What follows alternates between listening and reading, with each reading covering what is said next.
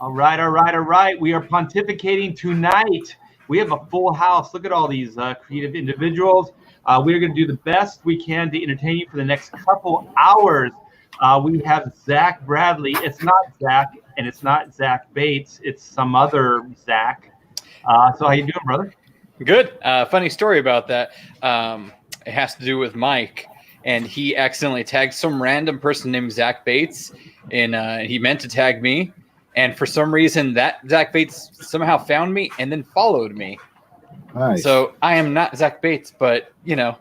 You know what? This does not sound like a Mike S. Miller story at all. No, he never makes mistakes. Oh, no, he never does. But look, they're always consistent, right? The Mike stories. Ooh, what's that? Wait, hold on. Let me. What do you think it is? Ooh-ha! It's here. They're all shipped. Nice. Every single one of them has been shipped. I'm done. They've all Nice. been shipped. They are out. You should have received an email. They're shipped. Nice, man. Yay!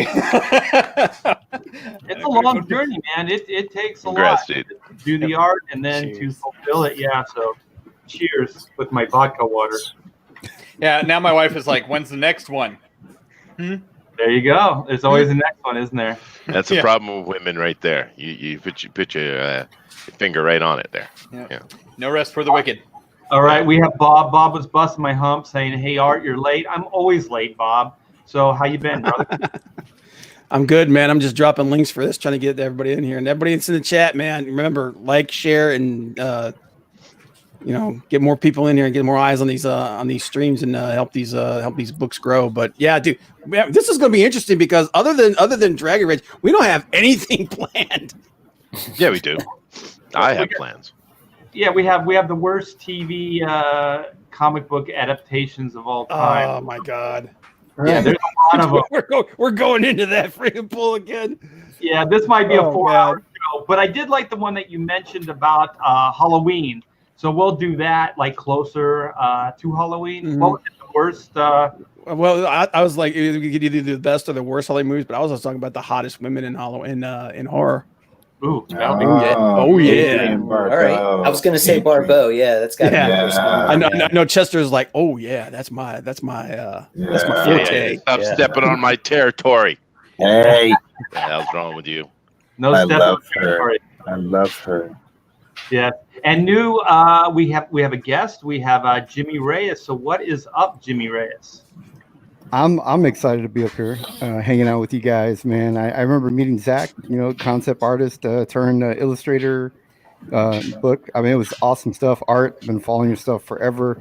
Everyone else, I don't know you guys. It's okay. You know, Dave, right? No, not at all. Actually, no, we don't really know each other. No, I long story short, I was trying to follow a Dave Philpott, and I got the wrong one, and it ended up being this Dave Philpott, supposed to be a different one, and we became friends after that. And we have no idea. I followed him home. I don't mean on Twitter. I mean, I literally followed this guy home. Well, we are going to be talking up Dragon Rage today, so we do have some content other than the TV stuff. And so we got back. Jason got some time this week and came in to hang out with us. So what's up, Jason? That's right. How is everyone? Doing well, dude. Doing fantastic. Excellent. It's good to see you guys. It's been like about a month since I've been here. Since I've seen you, I picked up another project. I'm doing the Kill Journals with Adam Lawson. Oh, nice. And, yeah. Congrats. 88 pages out of nowhere, and I hit the ground running. So for the past 15 days, I've done 10 plus 6 pages. So that's 16 pages or something. Wow. So it's a page a day. And and I'm trying to cast all my stuff for Hammer, which I have here in the background. I've started the molding and casting process for everything. And we've been averting any health scares.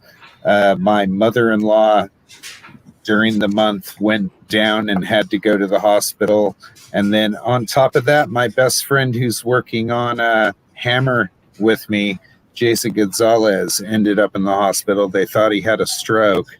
and they found that it was a hole in his heart, and it had to do with migraines and all this weird stuff, and it was crazy. So I've had a crazy month. I'm sorry to throw it all at you all at once, but I've been working like crazy. Maybe we can talk about Kill Journal after we talk about the other project. Yeah. Yeah, sure. Yeah, we Cool. want to get into Dragon Rage, and we want to get into we want to introduce everybody. Hang on, Art. We got a bad echo going on here. Where's that coming from? Somebody's the audio's coming through. It was. It's not now. Was it yeah, me? it is. Yeah, okay, yeah, I think it was you. Oh shit! Hold on. Let me go back and go out and come back. It's usually Jason. Sorry. Always Jason. Let's point the finger. Oh, man, he left. I was going to say, No, it was him, dude. That's too bad. Yeah, it was him. I'm now the center Hollywood Square. All I right. moved up. Isn't You that get usually to where be they put the the most gay annoying guy. person? Rock on, Jimmy. I can look up at Zach now. Like, yeah. Oh, hey, what's up down there? watch out. I wish I could drop you a beer. Yeah, watch out, Jimmy. Zach will poop on you. Oh, Yeah. I think it's also I drool when I'm not paying attention, so it might That's rain. true, which is But you're not wearing bad. a hat, Yeah. so yeah. I think you'll be safe. We call him the seagull because he'll just drop on you. That's awesome. Well, I'm sorry, Dave. We've been trying to introduce you. How are you doing, David Pott? I'm good. Phil I'm good. Pott? Yeah, Phil Pot, man. Yeah, Pea Pot. When I was a kid, people used to call me Pea Pot, and it used to kind of upset me. Now I just kind of embraced it. It's kind of endearing. That's what MCP you do, pants. man. Yeah, Pea Pot. I'm just here because Alabama Thunderbuns is here. I mean, I saw his name pop up, and I was like, I got to stay on here, man. Damn straight. Yeah. All right. Well, speaking of Thunderbuns, we got some Thunderbuns in the house and looking very stylish. Well, I have to say, it's feeling like summer here in Southern California. And so I decided to put off autumn for at least one more night, pour myself a raspberry lemonade hard seltzer, and join you What? fine gentlemen for discussion about comics. All right, Cheers. Joe needs to be in the center square now. I don't know how to arrange this. Why would you ever say that, Bob? Joe looks like he's about to start a religion. Yeah, right. It might have something to do with this. So we got Chester. How you doing, brother? I am doing really well, and welcome to the new folks. I think I've met Dave before. That looks kind of familiar to me. I've never met the Jimmy before. I don't know him either. But he's kind of cute. He looks like he's a DJ somewhere in Phoenix. God. It'll work. It'll work. You know, he got himself a little peck on the cheek there from the ladies. Nice. Oh, Nice. That's the lovely Anna Havana. She's a celebrity on our stream now. Oh, okay. Well, and she gives out free kisses. Well, when am I a guest, dude? That's a stretch goal. It's a stretch goal. Okay. All right. All right. Well, let me get right over there. All I have to say is once that stretch goal goes up, you guys are going to be rolling in the dough. Yeah. Hey, does anyone think that David looks a little like Billy Mooney, like a cooler version of Like Billy a cooler Billy Mooney. Yeah, I'll take that. I mean, I used to pose for questionable magazines that involve like skinny looking, young looking guys. Maybe that's where you've seen me before. Oh, maybe. Yeah, maybe. Yeah. I freak with those pages. Deep. Or Yeah. he looks like he should be wrenching on tractors or something. Yeah. Now are we talking like Lost in Space Billy Mum, or are we talking about Twilight Zone. no, the movie. Babylon 5 Billy Mum, because he was pretty cool in Babylon 5. Yeah. Yeah. Well, the coolest that Billy Mooney was, that's what reminds me. Dave reminds me of. But I think Dave's got the beard and everything. He looks way cooler. Oh, It's a step up from Peapot. yeah, it is. Oh, All you people just call me Peapot. Take that. dude, My my God. middle name is Cornelius. You ain't touching this. Dude, Yeah, okay, that's true. dude, bro, look at Joe, man, and now think this. Truman Capote. Well, Bob, I think that's a very astute observation. Wow, dude, that's pretty good, Joe. I didn't know you did voices. Awesome, man. Oh my God. Most of them are in this. Only for you, Chester. Oh, Joe. Joe, it's going to creep me out here. I know, it's beautiful. The We gotta voice get has more been people here, found. man. What the hell's going on? Yeah. This is kind of uncommon for us. Do we have a lot of competition? There's a lot of people out there. Yeah. Oh, I think- shared it yeah. out. I hit Yeah. that share button. That's what Ethan happened. streaming, Fragus streaming, Raging Golden Eagle. Yeah, we apparently picked a bad time. Yeah, Angle Team went up a little while ago too. Yeah. Well, hey, we'll figure it out. We'll get it in here. Does Joe have Greg Allman for his avatar? Yeah. Yeah. Oh yeah, dude. You've missed a lot of context for why some of this crap is going on. I think it's what is it? It's not Greg Allman. It's Edgar Winter. Edgar Winter? Yeah. Oh yeah, dude. Yeah, this like I Because said, he's the albino Thunderbun. You get it? I get it. Yeah, it's a joke. and Edgar Winter has a nice ass.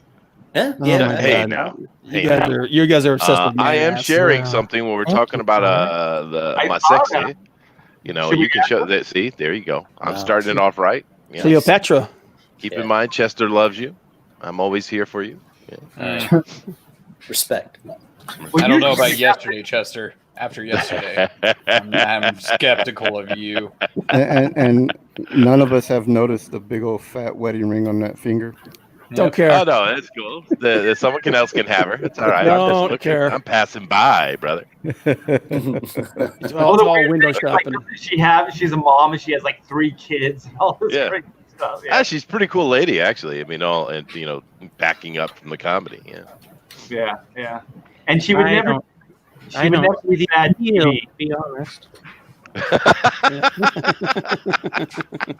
Now that silver fox up in the top square, far left, he's more my speed.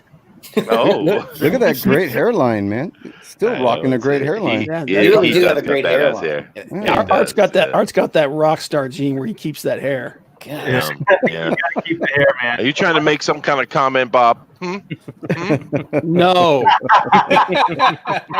Why do you think I wear hats all the time, man?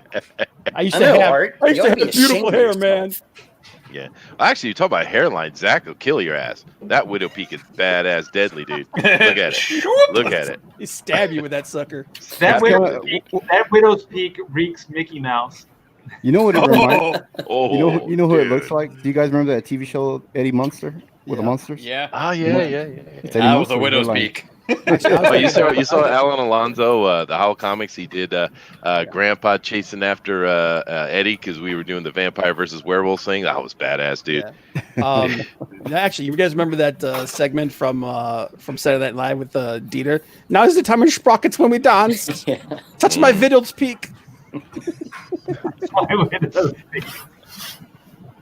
Oh, poor Booster. This Touch hair my talk monkey. is triggering. Oh, you poor Touch baby. Touch my monkey. Touch him. Love him. You guys, Anyway, we just got- keep in mind, you made the decision to be here, Jimmy. I got nobody else to blame, right? I'm like, No, We you got this don't, comic sir. book we were going to talk about. Which Yeah, it's a good-looking comic too. You want me to bring it up? Yeah. Actually, I got it. Art's I got probably it. got it all set. Yeah. Yeah, I have it. I'm just Okay. trying to get a word in and steer the train. So, who wants to speak first? Does Jimmy want to, or David? And talk up your new book, Dragon Rage, while I get it in here. I get the link going. Oh, is that David? That's- Yeah, go ahead. I can talk about it. What do you want to know? I want to know everything. Okay. So I'll tell you a little bit about the story. It's about a girl named Nuri, and she can turn into a dragon. And she lives in a kingdom called Black Cliff, and she protects her people there. And she's being used as a weapon. So this is something it's a newly found ability in the world that we've created. It's not overly unusual that this can happen, although it's kind of rare. And the kingdom has chosen to use her almost like a nuclear weapon, so to speak. So the other kingdoms the surrounding kingdoms aren't exactly happy about it. And the gist of the story is that some people from her past start to come back into the woodwork. She doesn't know a whole lot about who she is or why she has this ability. She was an orphan, and she starts to realize that she might be a bigger danger to her kingdom than than she realizes. And it's got it all. It's a love story. It's got gore and guts and dragons and Jimmy Reyes art. It's got a little bit for everybody. Well, it looks like you got a David Finch cover here as well. It's got a David Finch cover. Yep. All It's right. got butt crack. Jimmy, time for you to jump in here. Come on, man. Tell this thing. Wait a minute. Where's this butt crack at? I'm looking. Keep scrolling. It's on there, man. You're You'll see almost it. there. Yeah, You're Johnny says, Bob, for F's sake, don't let them spoil the whole thing. Yeah, that's Hey, another Bob, thing. what are you doing in a comic book? I recognize that butt crack anywhere. Yeah, Jimmy and Dave don't like money, so We really don't. We give away everything. Yeah, we gave away stickers, a printed version of the preview, 12-page preview, bookmarks, God, the works before the campaign launched. Actually, our original Indiegogo campaign was we just wanted to get email addresses to give the comic book away to everybody, and then Bob talked us out of it. So Bob said you might want to monetize it. You might. There's this thing called commerce, you know. Yeah. He's the only one that's got sense. So we just ordered. We just got those stickers right there of that's Nuri and her fennec fox Jack. She's got a little friend, a little buddy on her shoulder. And the original stickers we're giving away were like of the head of a dragon, and then we just added these. So we're going to throw in extra stickers now. We're giving away more stuff, Bob. I know, more free stuff. Yeah. Are these two the rectangles? Are those trading cards or are those stickers as well? Those are trading cards. They actually have round corners on the actual trading card. We've already got those all printed up. That's part of our. It's the same card. One's the front and one's the back. Yes. Yeah. Top has the logo, and then the underneath bottom side has the artwork. Very cool, man. Yeah. Thanks. Thank you.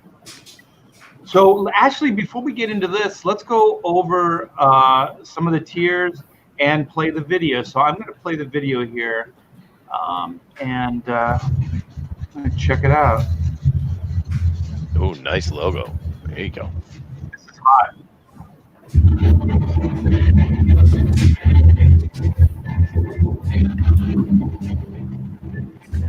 Jimmy Reyes. David Watch. Sounds like a wrestler name. I like it. Thanks. 32 full color pages. That's a weird name. It's Spanish. Oh, okay. This shit's on fire. Yeah. It's actually a really good trailer, dude. Nice. Yeah, I like it. Thank you. Thanks. I'll tell you what, that Dave Finch cover is sexy, man. Mm-hmm. Dave's a sexy beast. Yeah. He is a sexy beast. So here are some of the artwork. So this is your cover, Jimmy? Yes. Yeah, that one's me right there. And Andrew Dollhouse, colorist of Bloodshot and some stuff at DC Comics. Yeah, it looks great. Yep. So that's her little friend, her furry friend that rides around on the back of the dragon when she turns into a dragon. That's cool. Yeah, his name is Jack. Yeah, so he's Jack the Jack. Yeah, Jack. He's Jack the Fennec Fox. I see. Does Jack ever get off the dragon? I see what you did there. He jacks on, but does he ever jack? I don't know. Oh God! All right, I'm gonna try and get this back on the rails here. There's three covers. There's Jimmy's cover, there's Dave's cover, and then there's Joe Will's cover. Yeah, Wait, is that this? Oh, here it is, right here. Yeah. Okay. Yeah. We found him. He was lurking in the chat, and he came on a stream one time. We do an open stream, and we have artists show off their work. And we found him, discovered him. And we said, "Hey, man, we want to give you a cover, give you some exposure." And this guy is just incredible. He's got an Indiegogo coming out through Page One Comics after Dragon Rage. He's got a creator-owned book. Nice. There are a lot of great artists around here. Yeah. Yeah, I mean, it's crazy how many talented people out there that just aren't working. You know. Well, Comic-Gate is giving them opportunity. Opportunity is coming out of this whole indie revival thing that we got going here. So there's we're also showing there's a lot of growth potential here, not only for old veterans coming in and like Shane Davis, but also new talent. So this is great. I love all the the high contrast stuff here, Jimmy. The darks and the open areas, the lights. Yeah, this is good. Oh, thank you. Thanks. And you're working all digital, right? Yeah, I'm all digital, pencils, inks, and everything. The cover for Dave Finch, he penciled it traditional, and then I inked it digitally. You should have inked it traditionally, because then you guys could sell it for a bunch of money. Oh yeah, that would have been. I mean, I was a traditional inker, and I used to be Dave Finch's inker before getting out of mainstream, and decided to go crowdfund it. And I mean, I'm telling you, man, I don't even miss mainstream. I love the crowdfunded scene. The community's been wonderful. Everybody's welcomed us with open arms, and so they get big hug, and I feel safe. You feel safe. Yeah. No, I mean, Joe, we found another one that doesn't complain when they get touched. Ooh. And Yeah, now, these pages look incredible, man. These pages look so good. So, They are why good, don't you guys explain some of the tiers? We have the featured tier. This is the exclusive David Finch cover. yeah, and when we put Indiegogo exclusive, we're actually going to print that on the cover, and that means that it's only available through this campaign. We're not going to reprint it. We're not going to offer, it with the issue number 2 or any of that with this particular cover. So backers that want something that is only exclusive to this campaign, that's the cover to grab. So we will offer other covers, as a second chance and things like that in the future. But but right now that's something that we're trying to give to backers. Yeah, so only one shot here, you guys. So get in on the featured tier here. 50 sold, so that's quite a bit. You're doing good, but we get a lot more in there. So feed a dragon. This is the one that I thought was cool. So this is just kind of like if you want to just put in $5 or $10. Yeah, kind of. Yeah, like hey Jimmy, I don't like your art, but I still want to contribute to your to your campaign. Here you go. And basically you look at it as like, for $5, you too could feed a dragon and keep, and Sarah McLaughlin plays in the background. Nice. Or you look at it as a tribute offering. It's your tribute to the dragon, so it doesn't come eat your village. It's like offering a virgin. That's right. Yeah. Ubiquitous tip jar. It's exactly like that. Yeah. Definitely the tip jar. And if you scroll down, you'll see our dragon thong, and you can just put the tip in that dragon thong. But Nice. yeah, Slut dragons. slut dragons. So we're rookies, Art, and so I didn't know that when you went live, if somebody purchased that perk, you couldn't go back in and change it. So I didn't have my cover set on there yet because I didn't have the colors at that point. We went live, and I didn't think anybody would go for my cover, and bam, people started grabbing my cover without seeing it, and so now I can't change it. Oh. So then is the Dave Finch cover now the main cover? Is that kind of how you had to rework it? The idea was Dave Finch has always been the main cover because we wanted to bring in Dave Finch fans. As newcomers, we didn't really think anybody would like our stuff as much. And so we put the Reyes and the Wheels as the alternate covers. And those are almost equally as popular. It's crazy. I mean, like the crowdfunding scene, it's a whole nother thing. It's not, it's not like bring in this guy that's a big name and it's going to outsell everybody just based on his name. People come in, they like what they like, and they don't care what following you have. They if they like it, they're going to back it. Right. So then we have the T-shirt tier, which I've been thinking about. People have been asking me about, when are you going to do some T-shirts? So I've noticed a lot of people are bringing T-shirts into their Indiegogo campaign. So this is pretty cool. So this comes in all different sizes. So is it the Dave Finch art that's offered on the T-shirt? Yeah, Dave Finch. Normally, like when T-shirts, people don't put the logo of whatever the item is. They don't brand it. But because this is a new property, no one's going to really know what it is. We want to brand it. So we put the logo very small in the bottom of the image. And it comes in all sizes. I mean, from small to triple XL, and we just don't have any mediums or any of that stuff. But we've got them all, all sizes. We got a merch company that came to us and said, we'd like to provide you with a really good rate so you can offer merchandise on your first campaign. And if you ever get interested and you want to do shirts, we should connect you with this company.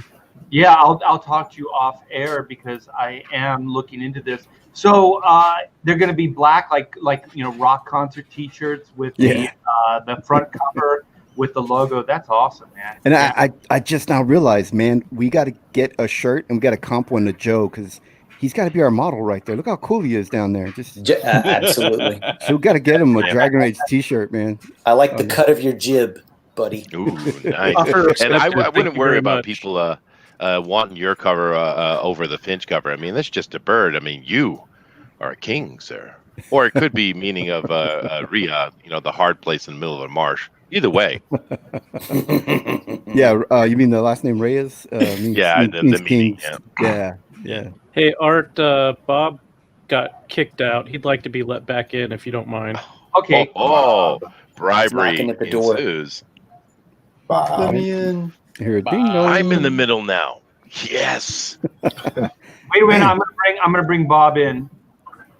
Oh, there he is. Bob. Looking good, Bob. Here, Bob. Looking good. I see, Bob. You're still shaving those pits. All right.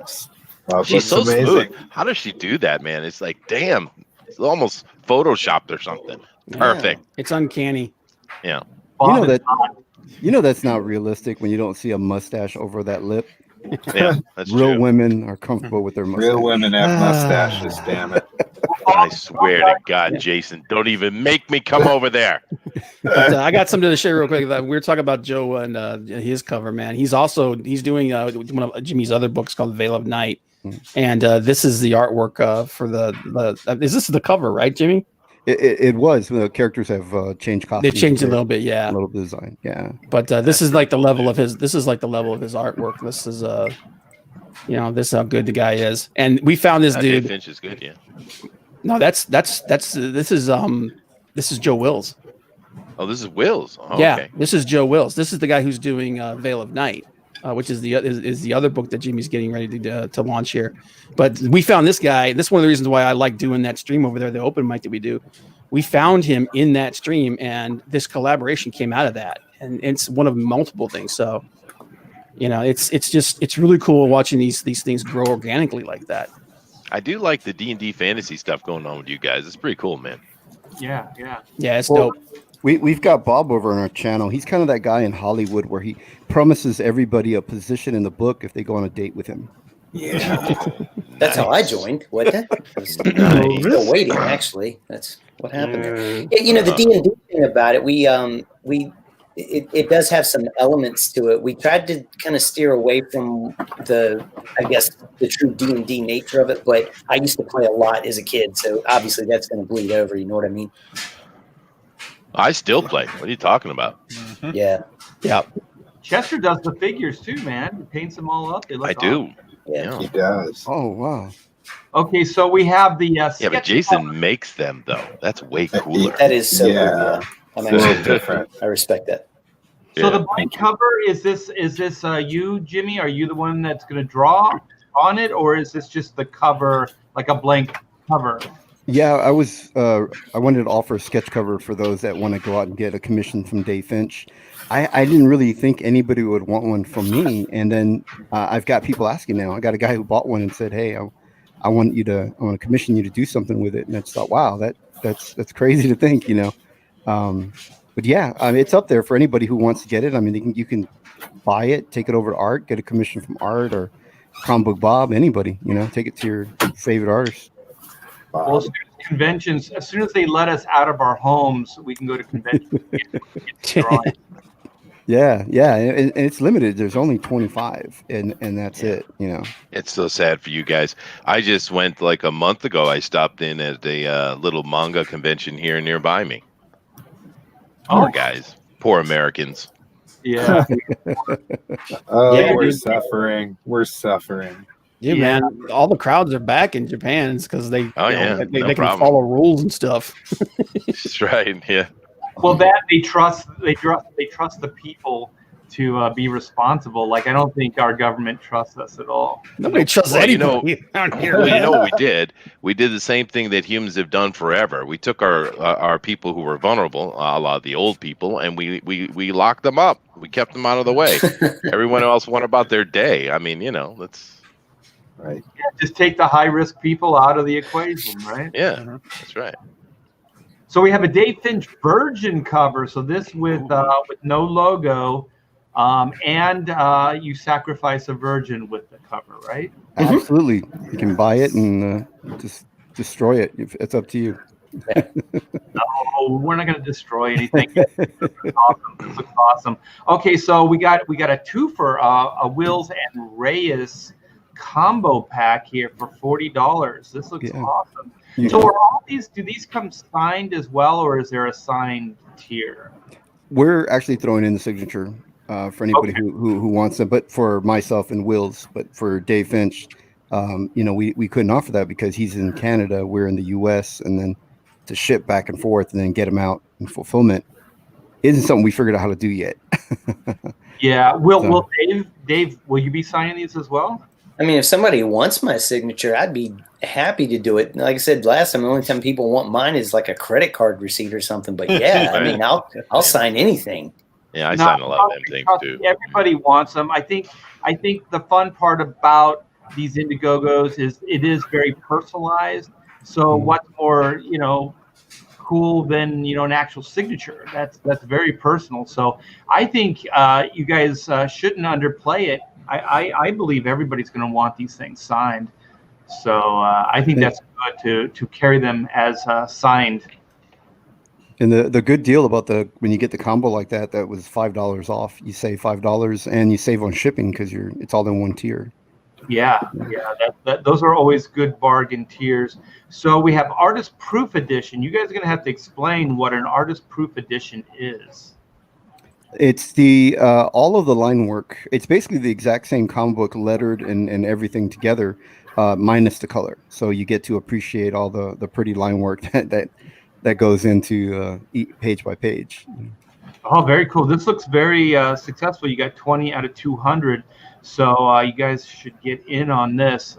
I love black and white editions. I really, really do. Probably because, inker. Yeah, I was gonna say it's like us, man. It's power to the inker, man. It's we get to show off what we can do. So here's another combo pack. So this is the Finch Reyes combo. Yeah. Whoa, we can get all 4 of the variants. So we get the Wills, we get the Reyes, we get the Dave Finch Virgin and the Dave Finch Standard cover, and that's only $100. So that. Because the Dave Finch one is a little bit more expensive, right? Mm-hmm. Yes, yeah. It's 30 and 40 for just those 2 covers alone. So, that's already $70. So you're getting a good deal. You're saving $15 overall, and you're saving on shipping as well. Yeah. So that's a pretty cool deal. And then, actually, you guys have 4 covers, but you have 2 different versions of the book, right? You have a black and white version, and then you have the color version. So this is all 3 of the Dave Finch, and then the one black and white version of the book. Wow, $120. That's very, very cool. So Jimmy, I don't see a drawing tier on here. You should offer like some head sketches and stuff. Yeah, I was thinking about. I put up there a tier that had the sketch cover. You would buy the sketch cover, and then there would be the commission price in there, and I would do an original sketch. And I had one of one on there, and then I chickened out. I thought nobody's gonna want it, What about selling original pages? There's only one original that's printed in the book, which is Dave Finch's cover. That's the only original art. And then the only original I have was my concept sketch that I did when we sat down and said, "Hey, how about a girl and a dragon?" I sat down and drew it. I actually drew it on an actual piece of bristleboard. Well, you have 32 pages in there, so I'm assuming that they didn't magically appear. It's all digital. All digital. Yeah, I'm a digital. I do. Oh, you're one of them modern folks. I work digitally too. Yeah, nobody ever asks me, but yeah, I work digitally as well. I just want to put that out there. Dave's always been digital, man. He's old school digital. I am. For sex. Yeah. Nobody cares about me though when I talk about it. Todd does. Todd cares, right? Dave's always like, "Hey, does anybody want a tier where I I sign a copy of the script?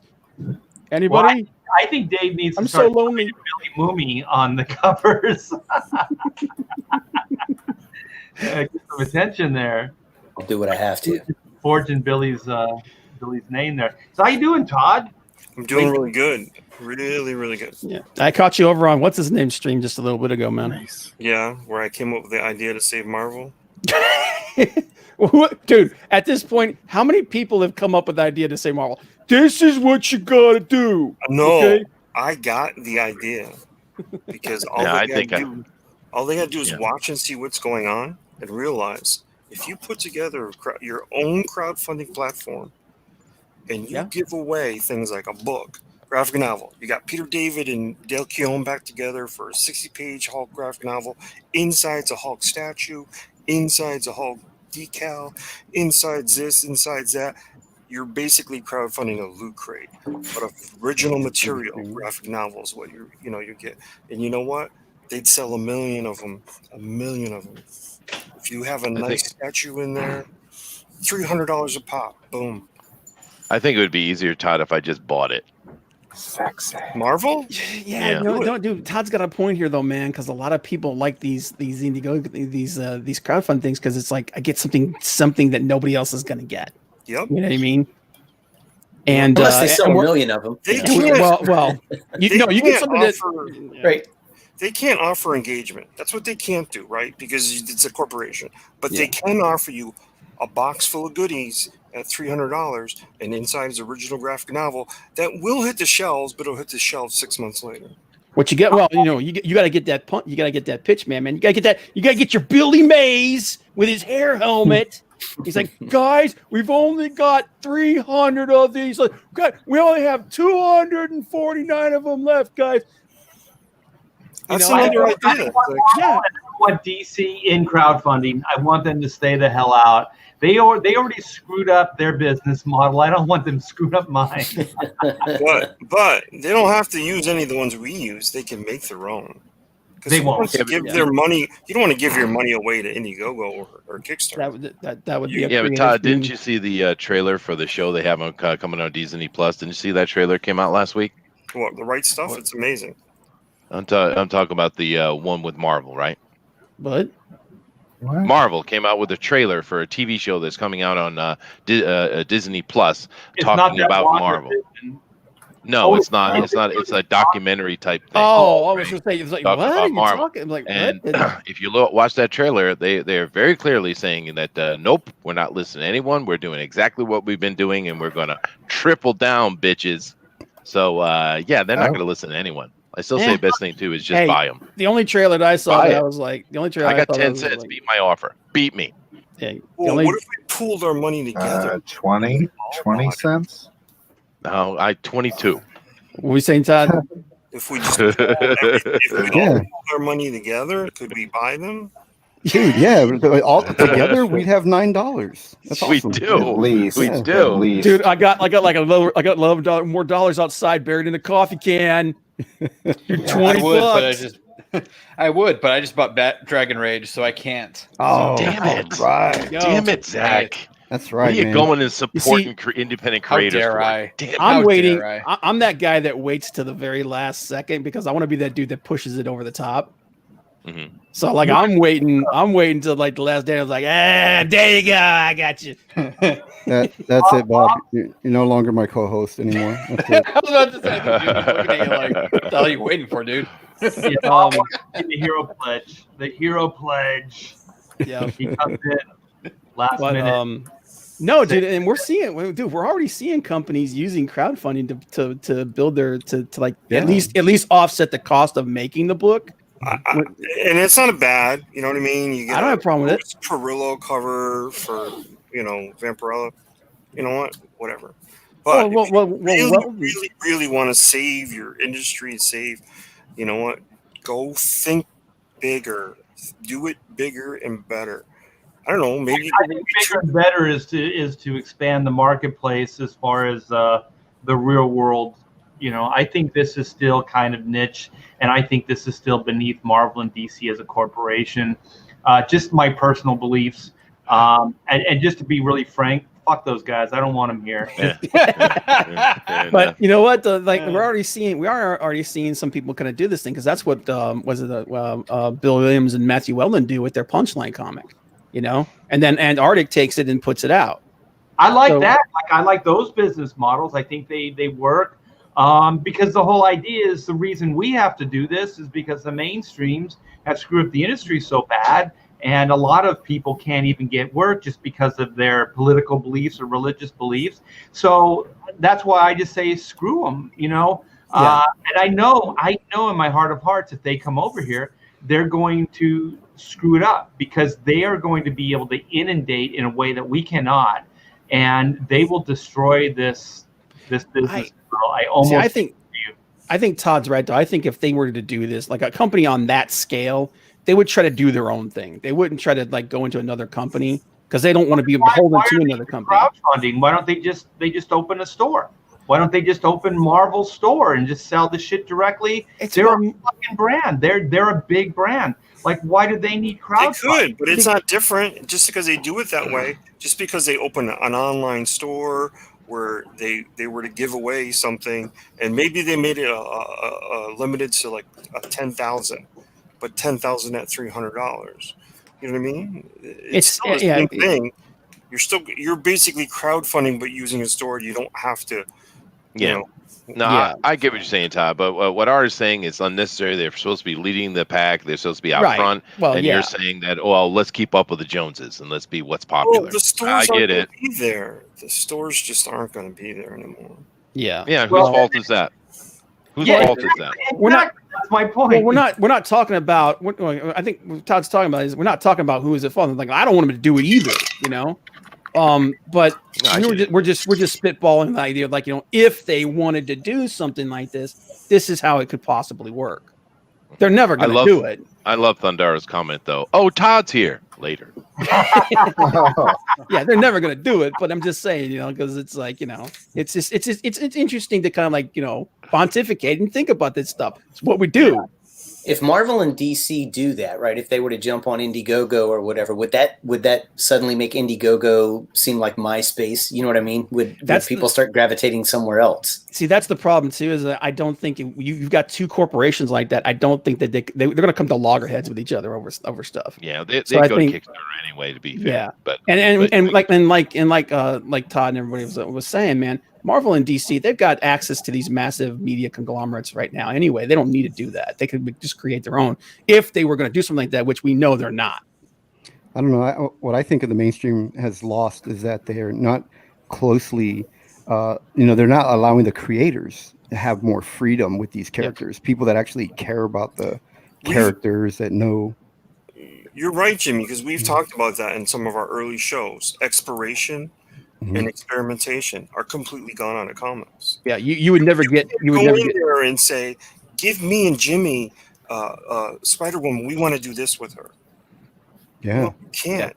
You're never gonna get. You're never gonna get something like Vertigo ever again. Well, the interesting thing also we covered a little while back was they came out with their 8 new super artists that are going to change the future of comic books, right?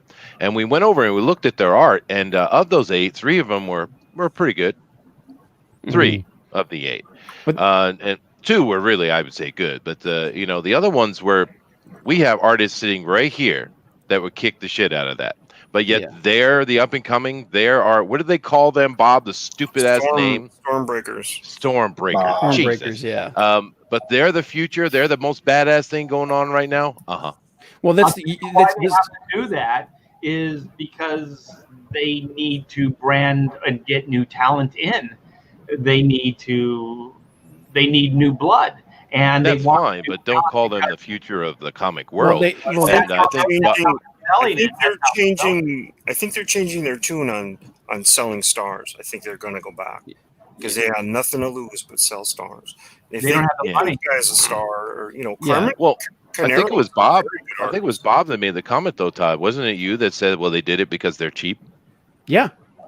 That's one of the main reasons why they get we've talked about this before. A lot of these artists come from like Brazil and whatnot. They come from like and they tell them like a lot of the guys from the Ed Bennis studio.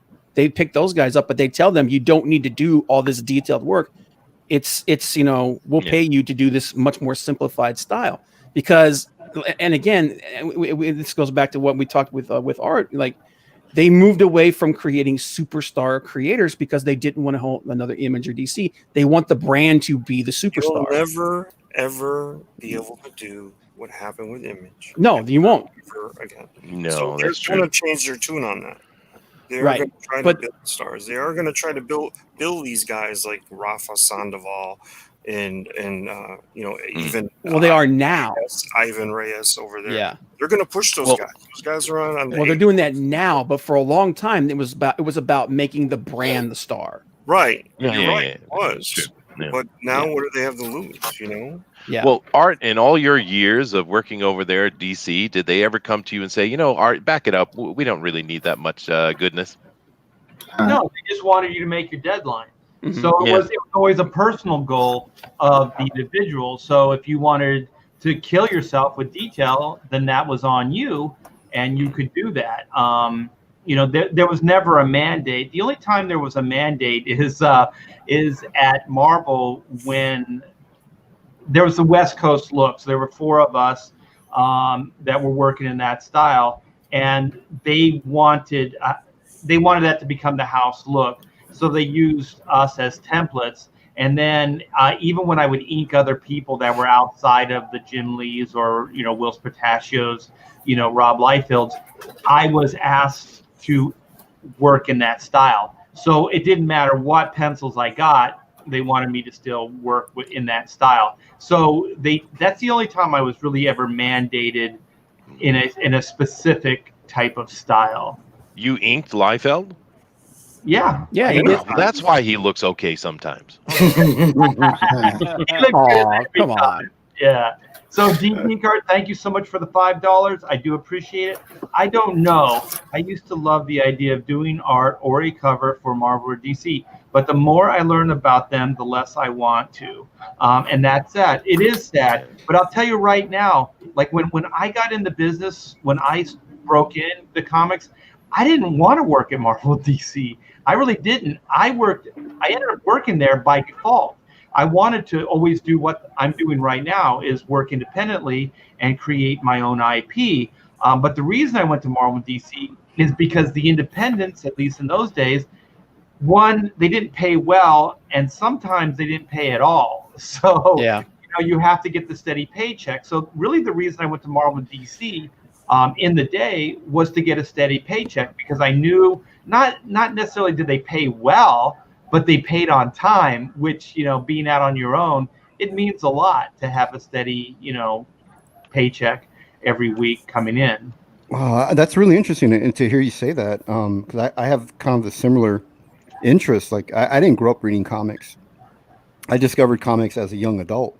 And for me, even though I was, given like, here's Marvel comic, here's DC, you got to read this stuff, Green Lanterns, Wolverines, and whatever, I still found myself attracted to like Caliber Press. I love the black and white anthologies. I was still picking up independents as a newcomer to the comic book industry.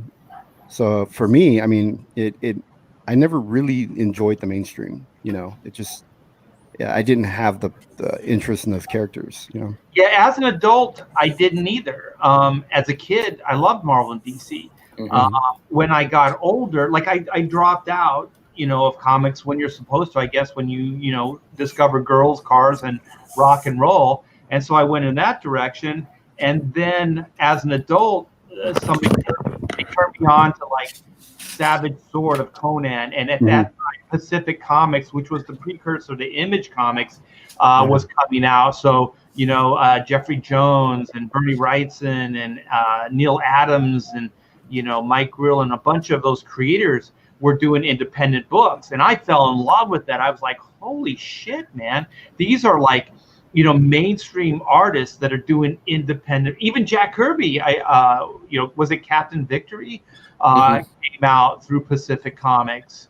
And I think the first Rocketeer came out through Pacific Comics as well. So that was always like it inspired me as an adult that was going into like the art field. You know, I was thinking I was going to be an illustrator. I was kind of like you, Jimmy. I didn't really pursue comic books per se. I just wanted to draw. So I kind of wanted to do illustration, not advertising, but like album cover art, you know, like novel covers, you know, like barbarian pinups and shit like that. You know, I was big time into like what you guys are doing, you know, sword and sorcery, fantasy, and things like that. So, yeah, I think between those lines of books, the Savage Sword, you know, the magazine-sized book, and then Vertigo, and then a lot of like the Watchmen stuff started coming out. Mm-hmm. Frank Miller started doing more adult comics. So that's really what got me back into it. I never really went back to like Marvel and DC per se. That was mostly my childhood. You know, as an adult, I didn't really read that stuff too much, which is weird. That's what I ended up doing, but you know, for a career. But yeah. Well, I praise those who stay with that because, you know, the girls, drugs, and rock and roll thing, 30 years later, your face is slopping and the left testicle hurts for some damn reason. You know, I would say stick with the comics. Well, sometimes you're better off. Well, Tester, if you do look women wrong after the show, they'll kick you in that testicle. They do. Damn it. Yeah, that's why it hurt. Are you learning something, Jimmy? You look like you need to be educated.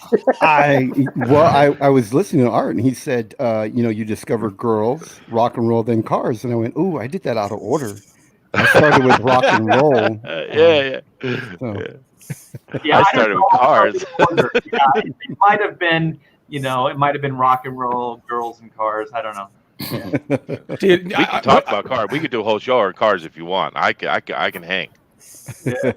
Art, I'm serious, man. You've got to start doing, you and Chester and whoever else you can get, got to start doing a music story stream, man, because every time you go into one of these stories, it's one of the coolest, it's one of the craziest and coolest things ever. Well, I think Patrick Parnell, he was teasing like he'd like to do it as well. So maybe we will do a rockin' stream and just talk about music. Because he played bass for like a bunch of bands and stuff like that. So, that's cool. and he's a good looking chap. So I'm sure he did pretty well. East Coast, West Coast? I think he's East Coast. I think he's Florida, but I don't know when he was really rocking it. Where he was, for sure. Yeah. So do you guys want to get into the topic, or do you want to stay on this topic and just kind of talk about mainstream coming in and crowdfunding and on our I want to talk about the topic, man, because I got lists. Oh boy. Lists. Craig is on the scene. Yeah, where's he going? Craig's like spelunking, man. He's like you know. Jason is joining me for a smoke, I do believe. Yes, that is correct. Is he going going to teach him how to move? He moves around though. Oh no, that's part of the character, Todd. Well, Craig's got his quarantine tent. I know. I do. It's my little tent in the backyard to smoke in. So need to hide out. Yeah, because you know those kids and that the secondhand smoke. I saw the commercial, man. It just goes through the window or go out your window into the next window and into the kids' room. Yeah. So, sure. You know, Jason, and instantly they're addicted, and it's all your fault. It sounds like they owe you half a pack, though. Then I mean, that's right. But yeah, Jason, you kind of strike me as the love child of Jamie Heineman and Adam Savage. It's perfect, you know, and you kind of have that vibe too, man. Oh, nice. Thank you. I actually take that. I can curl my mustache quite like his if I choose. Like I can get it all up there if we'd like. And one day I'll show up with just mustache and we'll go from there. Here, let me move this ridiculous thing. There you go. So what about, look at your inspiring people here. What about says I want a tent house? Sweet. Well, you know what? If you live in Corona, there's a lot of tent houses here now. I want to know who's buying those. You gotta be homeless. I want to know who's buying those brand new Coleman tents for these guys, man. Well, Nancy Pelosi. If you start working in comics, you're going to have a tent house. So. Yeah. Right. You're gonna have to Exactly. sell everything. I don't mean to alarm everybody, but somebody should check to see if Joe's still breathing. Joe. He hasn't moved in a Joe, while. Yeah, no, Oh, Joe no, does that. He He's doesn't okay. blink, dude. He does that. He is really good at that. Joe, We Yeah, hang with him nice. occasionally. Joe Yes. Capote over there, he's just he's embalmed. So Joe checked out hours ago. This is He just did. He's sleeping. Leave him be. This He's is like perfect. I He's watched like the- an iguana. He's so good at it. Yeah. What was that movie where? Yeah, what was Joe. that movie where the guy dies in the '80s and they still? Bernie's. Yeah, Weekend at Bernie's. yeah. That was fast. Get on man. up, get up, get on up. That was the sequel. I watched a So baseball game amazing. the other day. We went out and actually ate at like a sports bar, and I was like, Amanda, those people aren't moving. Amanda's my daughter, and she said, yeah, Dad, they have like cardboard cutouts of the crowd, and I'm like, what? Yeah. Yep. And so I was thinking, yeah, maybe Joe is just a cardboard cutout. He could have been, man. He was wouldn't know. perfect. Yeah, he It wouldn't was know the difference. perfect. Hey, That's Todd. Yeah. Man, it's good to see you. I haven't seen you in a while. I always like seeing Todd, man, for some reason. That guy makes me happy, and I don't know why. Todd really doesn't make weird. anybody happy. What the hell are you talking about? Jesus. It's really weird, man. I'm sorry. I appreciate that. Thank you very much. Oh, see, you went and made him smile. Oh, God, now I'm creeped out. Damn it. Sorry. Did you No, see Eric? man. Sorry, Jason. I forgive you. I Did you love see you. Eric von Stugel? His little comment here is, "Who's the scary chick in the middle?" Yeah, baby. Yeah, baby. I got my WAP going on. Oh my god! All right, man. I'm gonna get us back on rail here. All right, Well, thank you, Bob. I've been trying for the last hour. dude. You know how it is when we're around here, dude. Eric I'm von amazed we got Stugel, this very far. nice. You know what dude. happened? You know what happened is Jimmy Reyes just took over the show and started talking about Marvel coming in and Yeah, crowdfunding. no, dude. That was Todd. That wasn't him. That man down there. I know. I just wanted to blame the new guy. But yeah, so we were going to talk about the worst, playing off of what we did last week, the worst superhero television shows of all time. Oh, yeah, that was the topic. I got a list. All Oh, right, but first, we haven't heard from Zach in a while. Zach, your worst TV comic book show of all time. Are you coming in? I have like a serious Yeah, background we're getting echo like going on. a wind artifact Jake, or something. someone's got a jet going over the top. There we go. It's okay. There we go. Jason again. It's always Jason. Worst It's one. always me. I'm sorry. It's all right. Worst one for me has to be. Is this just like the show, or is this just continued like animated series as well? We can include well if Bob approves. Yeah, I Does think Ally McBeal if it's count? television, Can I use Ally think it McBeal? fits. Okay. That new DC show that came out, the Harley Quinn thing. That was the worst thing I've The ever animated seen. show? Yeah, the animated Birds show. of Prey. Yeah, no, the animated thing with and it was just like it was like a cartoon from the 90s, but they made it mature. And it's absolutely horrific, though. See, I did not think that was. I mean, it wasn't great, but I didn't think that's anywhere near the worst. Is that the one where she farts in the Batmobile? No, that was one of the movies they did. That's the Oh. one where she's a lesbian. No. No, and I think it's either that or Supergirl. I really hated Supergirl. Supergirl. Yeah, I can see Supergirl, but dude, no, it's still nowhere near the worst. Okay, let's go, Bob. I know you had this chamber. Bob is just into All right, I'm gonna drop my first one on you. rage. I'm gonna Do drop it. my first one on you. All right, you ready? Dragon Rage. Nightman. Nightman was pretty bad. I brought that up last week. Okay, But- just making okay. sure. Okay. Birds of Prey. Yes, terrible. Mm-hmm. Okay, that's number one. Okay, because we did 3, so that's my number There's a one. TV show called Birds. There of was a Prey. bird. It was Yes. awful, dude. Yes. It was Yeah, it was awful. bad. Yes. Wow. Birds of Prey. Mhm. Iron Fist. Yes. Oh, yeah. that's Pretty stinky, bad. yeah. Okay, and the creme de la creme, Inhumans. Oh, I never yeah. even saw Inhuman. Didn't even see it. Yeah, I heard it was bad. Yeah, didn't DC miss Legends much. would be my third. DC Legends. That Dude, no. was At horrible. least Legends had good effects. Like No, it Inhuman. didn't. No, it didn't. Dude, yeah, it did. No. For a TV show, it wasn't bad at all. No, Legends is For a the puppet Sid- show, it was great. It's the Sid and Mary Croft of comic Right. book shows. But Inhumans, dude, if you think the Very effects, strange. yeah, if you think the effects in Legends of Tomorrow are bad, watch Inhumans, dude. Oh my god! I mean, literally, you take one of your characters. I mean, it was so bad. They knew it was so bad. Like the Medusa hair thing, it was so bad. They literally cut all of her hair off in episode 2. I gotta go look this up. We really need to educate these youngsters here, Art. They missed the 80s, I think. Right, but I just want to can back up everybody. Legends of Tomorrow. Everybody here is wrong. Please go support that show because I get royalties on it. Oh, right. there you go. Right. I'm Yeah. sorry. Art gets paid. It is the best of the I CW take shows. it back. I take it all back. Go watch that show. I'm the biggest fan. I don't know what you guys are talking about. It's a great show. Thank you. Thank you. Somebody gets it. I want to take it old school, man. I want to say the 70s Spider-Man, and I want to tell you why. Because when I was a kid, I remember getting all excited that Spider-Man was going to come on, and when I saw that steaming turd of a show, I was like, this isn't even like the Spider-Man that was on the Electric Company was so much cooler than the TV show.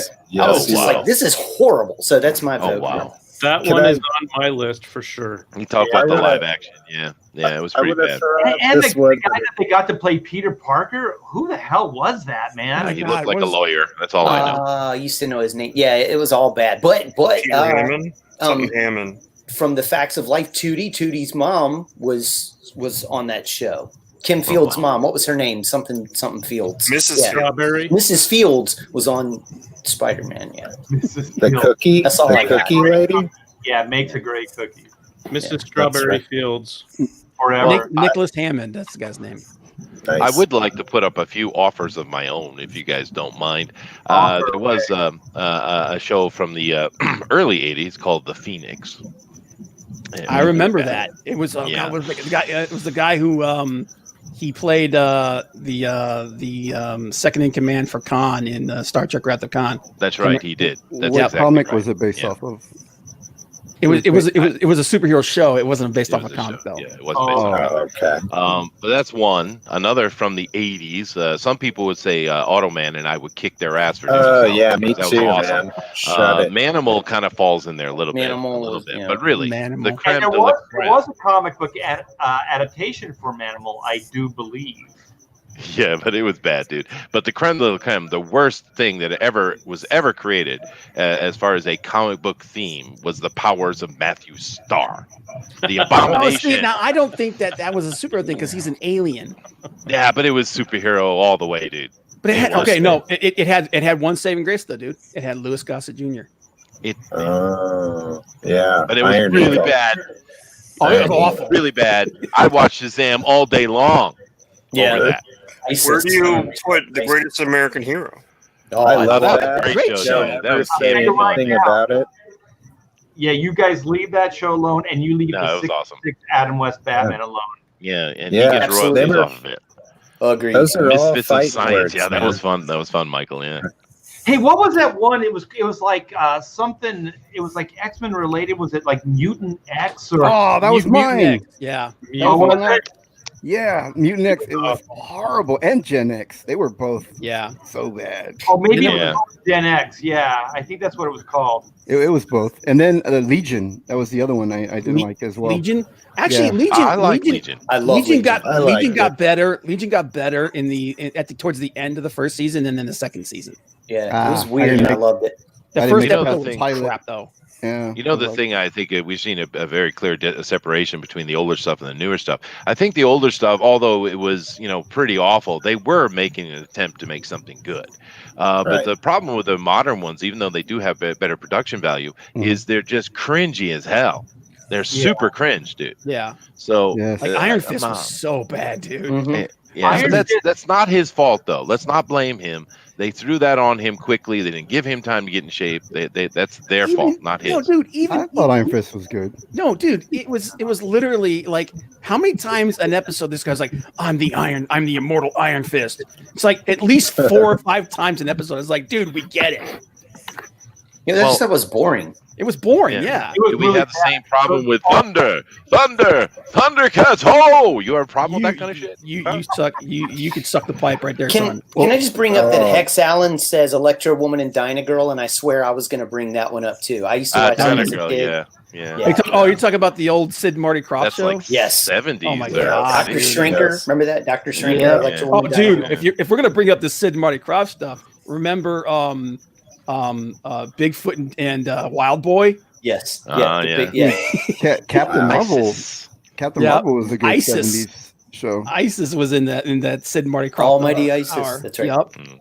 My Did God. Did anyone like Constantine? What do you guys think of that? I did. I thought it Constantine. was okay. Yeah. They canceled that so fast. It would have, and a lot of people were pissed too. It would have been better if they had if it had been like a Netflix show, and it could just be like a real legit, Vertigo version of Constantine. Yeah, yeah. Okay, everybody freeze. Everybody freeze. Joe is moved. Oh, Joe, chime Yes. in. We need some feedback from you, and sorry. Joe, Yeah. you're muted. Truman, give us your opinion, sir. My top 3, as mentioned before, the 70s Spider-Man TV show was truly awful. Inhumans as well, truly awful. And Birds of Prey, truly awful. Yeah, I haven't seen the Birds of Prey one. I'll tell you another X-Men basic. They keep all these X-Men based shows end up just crap in the bed. Was The Gifted? Oh, I yeah. forgot about that one. It doesn't fit in this category though. It was better than that.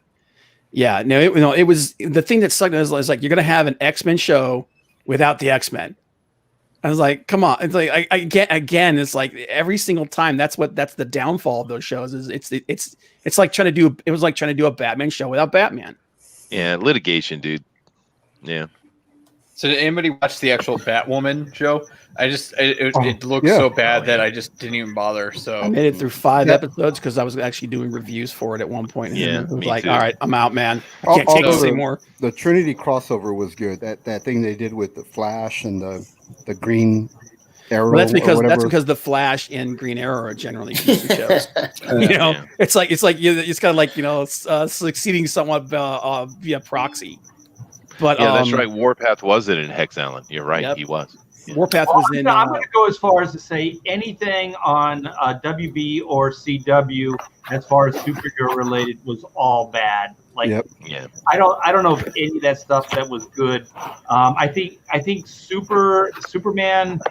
No, what was it called? Smallville. I thought there was some good ideas there. I thought they had some. I thought the what was it? Jonathan and Martha Kent. I thought it was the first time I saw them actually cast as people that seemed functional and able to take care of themselves. And I liked a lot of the casting. But you talk about you talk about writing that let that show down. Well, it's Dukes of Hazzard, dude. He's awesome. Yeah, John Schneider, man. John Schneider, yeah. Am I the only one hearing a Literally hamster jumps wheel? cars off of ramps, literally. What was that, Jimmy? Am I the only one that hears a hamster wheel on the left? I hear crickets. Crickets. Sound or like something, crickets, right? yeah. Oh, because I'm outside, man. There's crickets out there. I hear them too. This is like I when thought it was me. Dave, this is like when you were outside at that thing and you're like taking pictures of the friggin' spider and the spider web. Oh yeah, the praying mantis. The praying mantis and the spider. We're all going camping. You all should be very careful, though. We got to being tell on the scary CW, stories now. Because Todd is a big defender and lover of the Flash. So we don't I want to actually upset like the the Todd. Flash. The first Well, the three- first season or the so. first- After the first- that, it went Dude, right it's down. on season 7. I mean, if it No, was dude. so bad, why wouldn't they cancel it? the first 3 seasons of the Because it's Flash on were really good. CW. Flash is not the star of it. He's not now, but the first 3 seasons of the show were good. It's just like the first 3 seasons of Arrow were good. It says after that it starts to kind of go downhill because they start running out of stuff. Okay, I have one. Okay, CW. It didn't even last very long. Do you remember they tried to do the Lone Ranger? Oh my God! really? Yeah, it lasted like 3 episodes. Yeah, if anybody look it up, the kid they hired is just like he looked like he could be in one of those like Backstreet Boys kind of band, and I swear they did shots where he didn't have a shirt on, and his chest actually went inward. Concave chest. You could fill it with water. Yeah, Wow. And I'm like, Ernest, we're talking about bad TV shows, not good ones. Yeah, man, this one had a cool it idea. was so bad, and then like he had the hots for Tonto's sister, and it was so weird, man. It was like it's like the CW template is so they just try to. It doesn't matter what the concept is, they just try to like wedge it in and just push it in to the formula. So they turned like the Lone Ranger into like some kind of high school sitcom. You know what I mean? Like, Well, that's what they do. They're trying to make every show like the Vampire Diaries. Mm-hmm. yeah, was like Buffy the Vampire Slayer Yeah, kind of that's- created the business. That's the reason why I was so pissed off when they did Riverdale, because originally that show was supposed to be based off of Afterlife with Archie, which is freaking awesome. If you've ever read, like, if you're into horror comics, the concept sounds completely stupid. The concept sounds completely stupid, but it's freaking awesome. What was it? What was it called? Because I can't find a Lone Ranger from the CW. Dude, it got canceled almost immediately. Oh, Yeah, do you guys remember Global Frequency that Warren Yeah. Ellis? The pilot didn't even air. That's all. They just Yeah, because it was also the case with the Wonder Woman pilot with Adrienne. Oh, that was bad. Yeah. And the David Hasselhoff, Nick Fury pilot. Yeah. Oh Yeah. that's right. I forgot about that. That was not right what they did there. Yeah. So I have a show, and this may be contested by a bunch of you, but I don't know why. Maybe it's my age. Maybe it's the time period I grew up in. I cannot do the Lou Ferrigno Hulk at all. I can't do that him walking away song. I can't do the whole little do. I was into it. I couldn't do. I don't know why. And there's a lot of people who were, but to me, like, all the new Hulks are all the best Hulks, and I just could never do it. And I realize that people love that show. But I just never did, and that would be on my list of terrible shows. Be Quiet or Yell. I love that show when I was a kid, man. Me too. Yeah, I did. Oh, by the way, that Lone Ranger show, it was from 2003, and it starred Chad Michael Murray. Yeah, am I sharing it or not? Yeah, that's it. Is it me or did Millie had it. Bobby? Millie Bobby from Stranger Things and that little she looked like she got 30 years old. If Chad Michael Murray was in it, you'd think it would be better, right? Yeah. But but I found it, and Art, I found the picture of him with his shirt off. Oh no, it's horrible. Right? It's like, why did you even? It's a nightmare, dude. Yeah, it's like I know they're trying to make it for young girls and whatever, but it's like, know your audience. At least try to keep some of the mythology and at least make the guy, like, I don't know, heroic. Like Army Hammer. Oh my God! Dude, I'm sharing it out. Look at this picture, dude. I would think the Gunslinger would appeal to like a male audience. Like they would want to market it to the guys, Look at this, man. It's like, how is that the freaking Lone Ranger, man? Exactly. Well, you were saying he was having the hotties for Tonto's sister, who they called Alope, and I have her picture up, and I get it. Yeah, I'm not. Wait, what's that? That's not it. Look at Millie Brown from the future in that bottom right corner. Look at that. That's right. What a good-looking man. That is actually Millie Brown, by the way.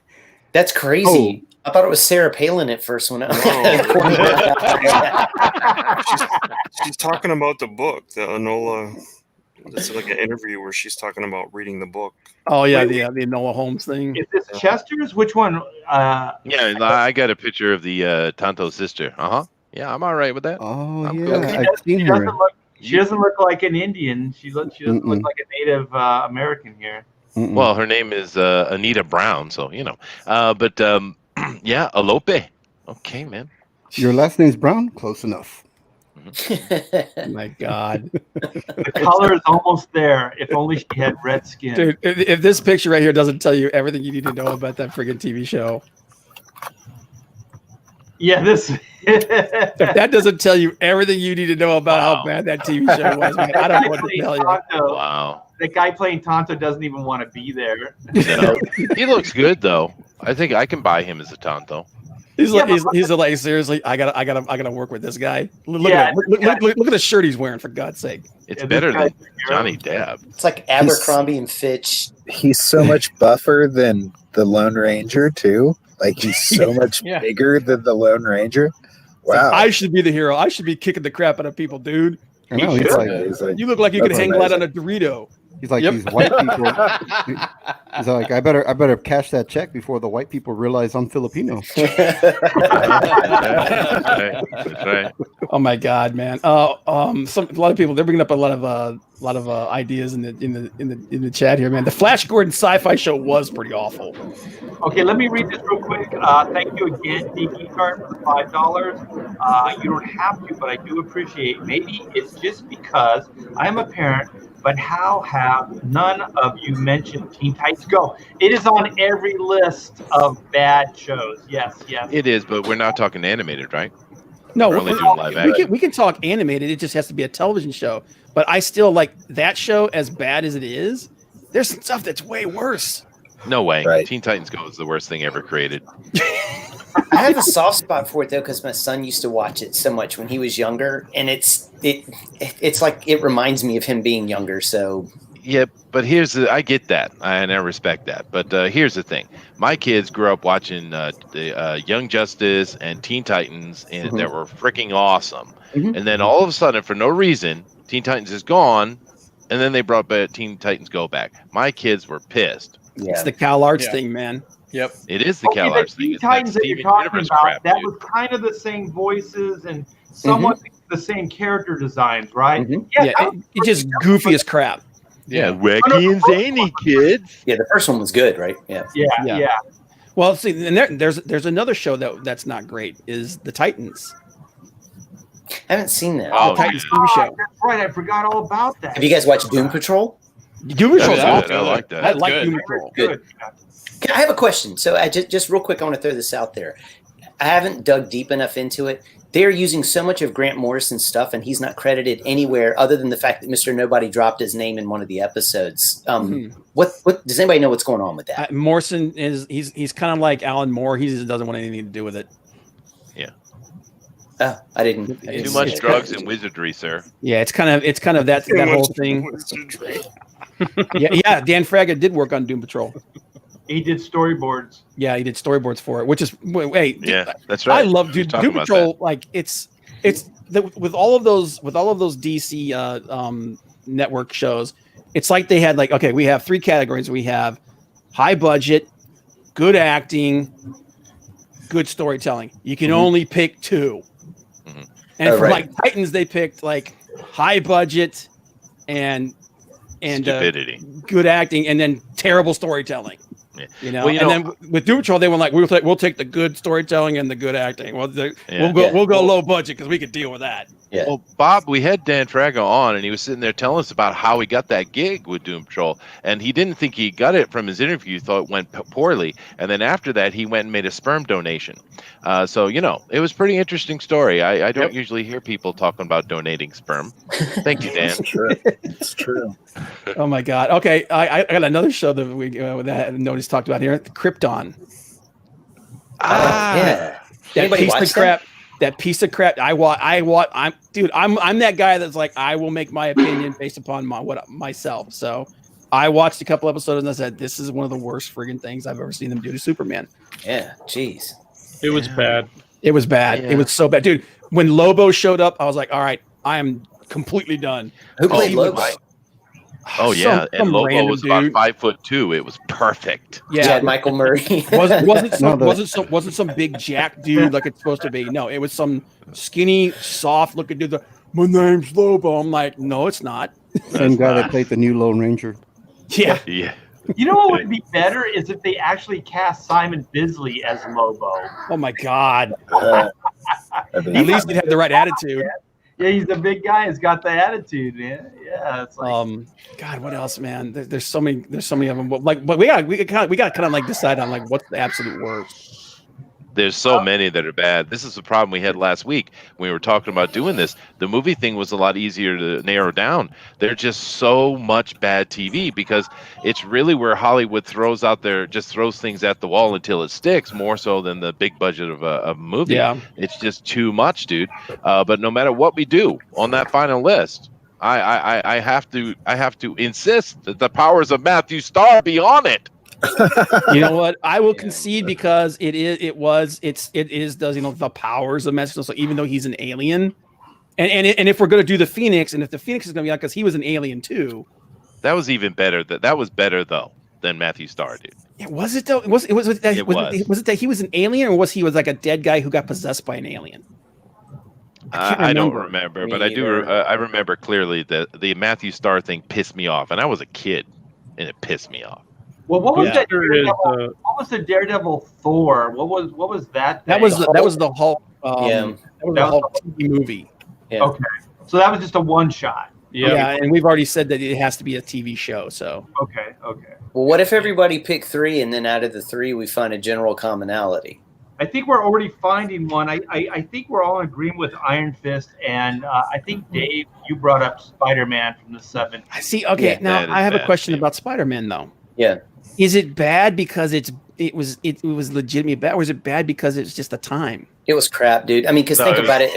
When that came out, just look at some of the other stuff. I mean, I would watch Fantasy Island over that show any day of the week, and there were no superheroes in that at all. The plane. Don't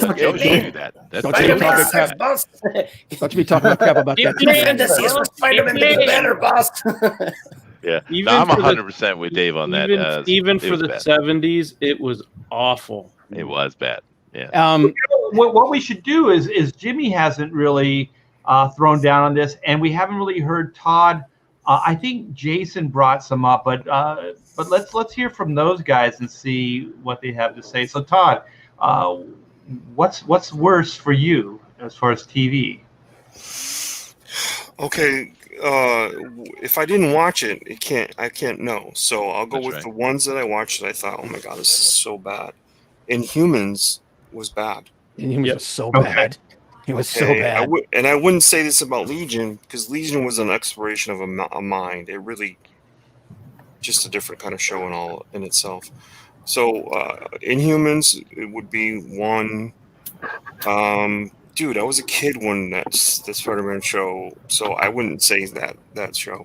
Nightman was bad. Yeah. Yes. You know what? Nightman's so bad. Should we even qualify it?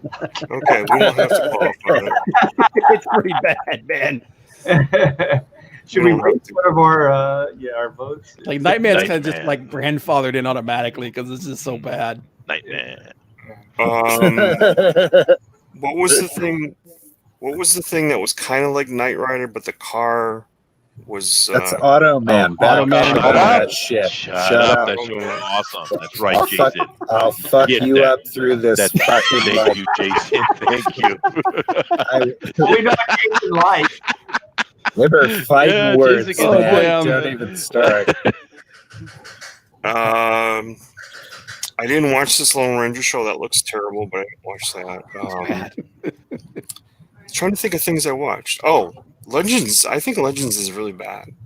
Legends is one of those shows that it has okay elements. It's not a great show. But it's not anywhere near the worst. No, they did puppets once.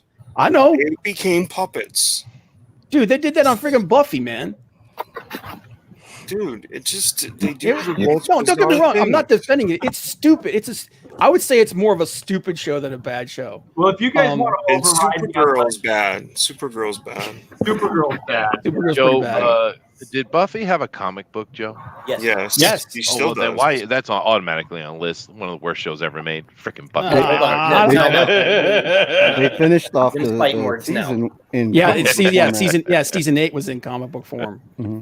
But Josh no, Whedon lovers. guys, I'm telling you, man, there's stuff that we've talked about that's The way worse than all Superboy of them. show. Well, no one's Oh talking God, I about. forgot bad. about that. Superboy my show. God. Hold on. Jimmy, go ahead, Jimmy. Has anyone seen the show called Cursed? Yes. Yes. On Netflix. And Fuck you guys Frank were talking about. Miller. Yeah, I was gonna say Frank Miller's. But it's like Buffy the Vampire Slayer meets Harry Potter. It's pretty awful. It's bad. It's pretty So bad. On Yeah. that note, has anybody seen Powers? The Yes. Bendis? Is that any? Oh, on PlayStation. Yeah. It's not great. But again, it tried, dude. Yeah, again, Well it's acted. not. It's not as bad as a lot of the other stuff on this list. No, and it had Eddie Izzard absolutely eating the freaking terrain, dude. Yeah. Yeah, I don't doubt that. Yeah, Well, it was cool. This Lois is and one Clark. that I don't like, but I bet every one of you up here would like it. The Boys. I can't get into The Boys. I love the boys. Dude. Never Yeah. watched it. I like it. Yeah, I Season couldn't get one. into it. Okay, season 2 can suck my balls, both of them. Finally, it was like somebody who agrees with me. So far, everyone I've My met is God, like, man. we love it. Oh, I'm like, it's just, I know it's. I can't like get it. I mean, put it this way. I think the graphic novel is way better. Oh, way, yeah. way Way better. better. Yeah. But And the thing that's annoying about The Boys is Garth Ennis wrote one of the best series. I mean, beginning, middle, end in comic history, in my opinion. Even though it's kind of anti superhero, it's just so well done. It's freaking awesome. And they had the perfect template. All they had to do was follow the fucking thing. And what did they do? No, we knew better. We're gonna change it. Same We're gonna with make Preacher, it better. buddy. Yeah. Same with Preacher. Yeah, same with Oh, Preacher, dude. yeah. Exactly. Yeah. But the thing is there was enough. There was enough of the stuff from the series in Preacher and in The Boys, and the performances by a lot of the cast that I think that's that I true. think that I like. Like freaking Carl Urban as Butcher is awesome. He's Yeah. always awesome. I Yeah. love Carl him. Urban. And I love him in everything, man. But yeah, I mean, I can see why people would not like it, especially if you're a comic book purist. Because they do change a lot of stuff in that. But someone actually threw out what was it? Where's that here? Oh God, that right? What was the show? My Secret Identity with Jerry O'Connell. Mm. Remember from the 90s Yep. where he flew with like the aerosol cans? Yep. Like he could make himself lighter, but he Yep. had to move himself. He had to like spray aerosol cans. That was pretty bad too. Yep. Wow, it sounds like Fate Valiant. How about Gotham as far as a? A lot of people like Gotham, dude. I freaking hated it. Again, it's because I'm a Batman purist, and I'm like, I don't want to watch a show about. I want to watch a Batman show without Batman. Yeah. And plus, just keep in mind the origin of that, a lot of his during fears, the making of that show, making sense. she was cucking Will Smith. Just keep that in mind. What? Yeah. Oh, you talking about Jada Pinkett Smith? Yeah, she was having an Yeah. affair. She was having an affair during the whole thing, but I liked the cat. Entanglement. Yeah. Entanglement. Sorry, I like the quotes, Cornelia. Sorry. But I thought the cast was really good. It's just like I didn't like that. Like why are you introducing all these characters? The whole reason they exist is because Batman they kind of created off of him. So, and then I like Sean Pertwee too. So, but yeah, I wasn't a big fan of the show. Was that a CW or WB or whatever? That was a Fox. Oh, okay. Yeah, but it doesn't belong on this list. It wasn't that. No, it wasn't that. It wasn't that bad. Good It point. wasn't anywhere. So we've got Inhumans, the Amazing Spider-Man TV show from the 70s. Do you think Iron Fist was worse than Birds of Prey? I'll tell you, Iron Fist for me is the worst because it was the comic of my childhood. Like I loved that character, and based on the first season of Daredevil, which I thought was pretty good, I went into Iron Fist thinking it's going to be at least as good. Mm-hmm. Holy shit! It didn't even come. There was nothing good about it. Like the casting, the art direction, the writing. There wasn't one glimmer. Not even the lighting. There was nothing good about that show. Yeah, it was bad. Yeah, Jimmy, did you say what you didn't like though, real quick? About the No, The what was Boy? your choice? It's Oh. just The Boy. Oh yeah, no. I mean, recently was like I couldn't get into The Boys. I couldn't get into that Cursed with Frank Miller did.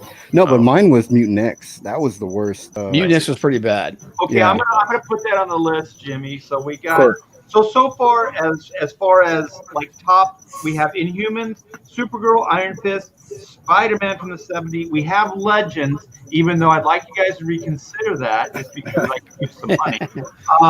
And then we have I think that's all. That's all we have. The Powers of Matthew Powers Starr. of Matthew Powers of Matthew Starr. Cornelius is going to take a hostage if we don't say that. That's right. There's a recent one from the chat. Booster a few times has said Watchmen. God, No, why, you Bill? know, be quiet with that too. I will. That was a really good show, and I don't know why. I understand some of the I understand some of the stuff that they did that people were unhappy with, but there was some interesting stuff in that show. Mm-hmm. I liked it.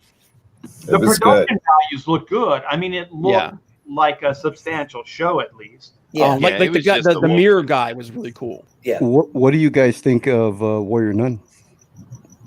I only watched like one episode of that. Warrior Nun. It's on Netflix. It's a new show on there. Mm-hmm. Yeah, it's based off of the Antarctic book, Warrior Nun Ario, and Avatar. Yes, an Avatar. Hey, Cornelius, do you remember there was an Automan, and then there was like a auto bike, a super bike that could fly and stuff like that? Street Hawk. Yes, fucking Street Hawk. Yep. I'm sorry. Sorry, I cussed. That's all right. Automan, Street Hawk, Airwolf. Airwolf was the best of all of them. Airwolf and Knight Rider. Oh, rub myself on them. Oh, they were awesome. That also reminds me of.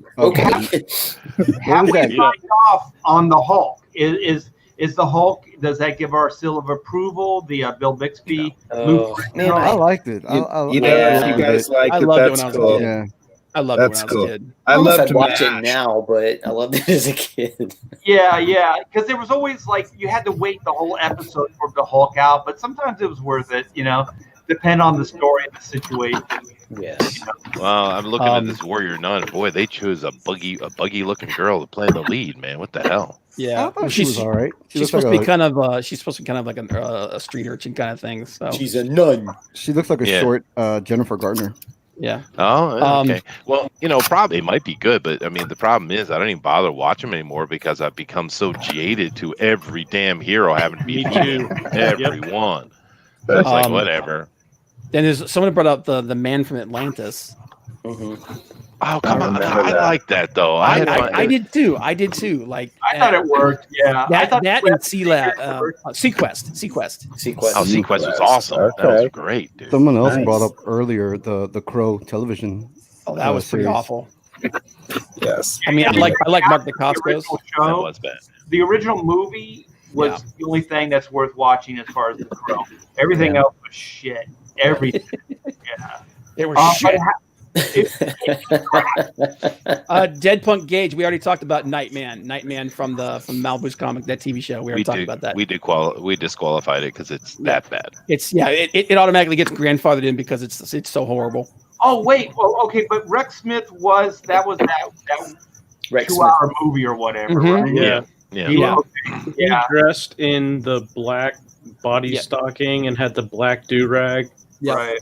Which I think inspired, believe it or not, that look in the Netflix Daredevil show. Yeah, I do too. But do you guys remember who played the Kingpin in that? John Rhys Davies. Yeah. Really? Oh, wow. Really? Okay. I forgot all about that. Yeah, me too. Yeah. You know what? He's one of those actors that you go, he's an actor's actor. But think about how many bad things that guy. Dude, he's been in some really bad. Him and Brian Blessed both, man. Yeah.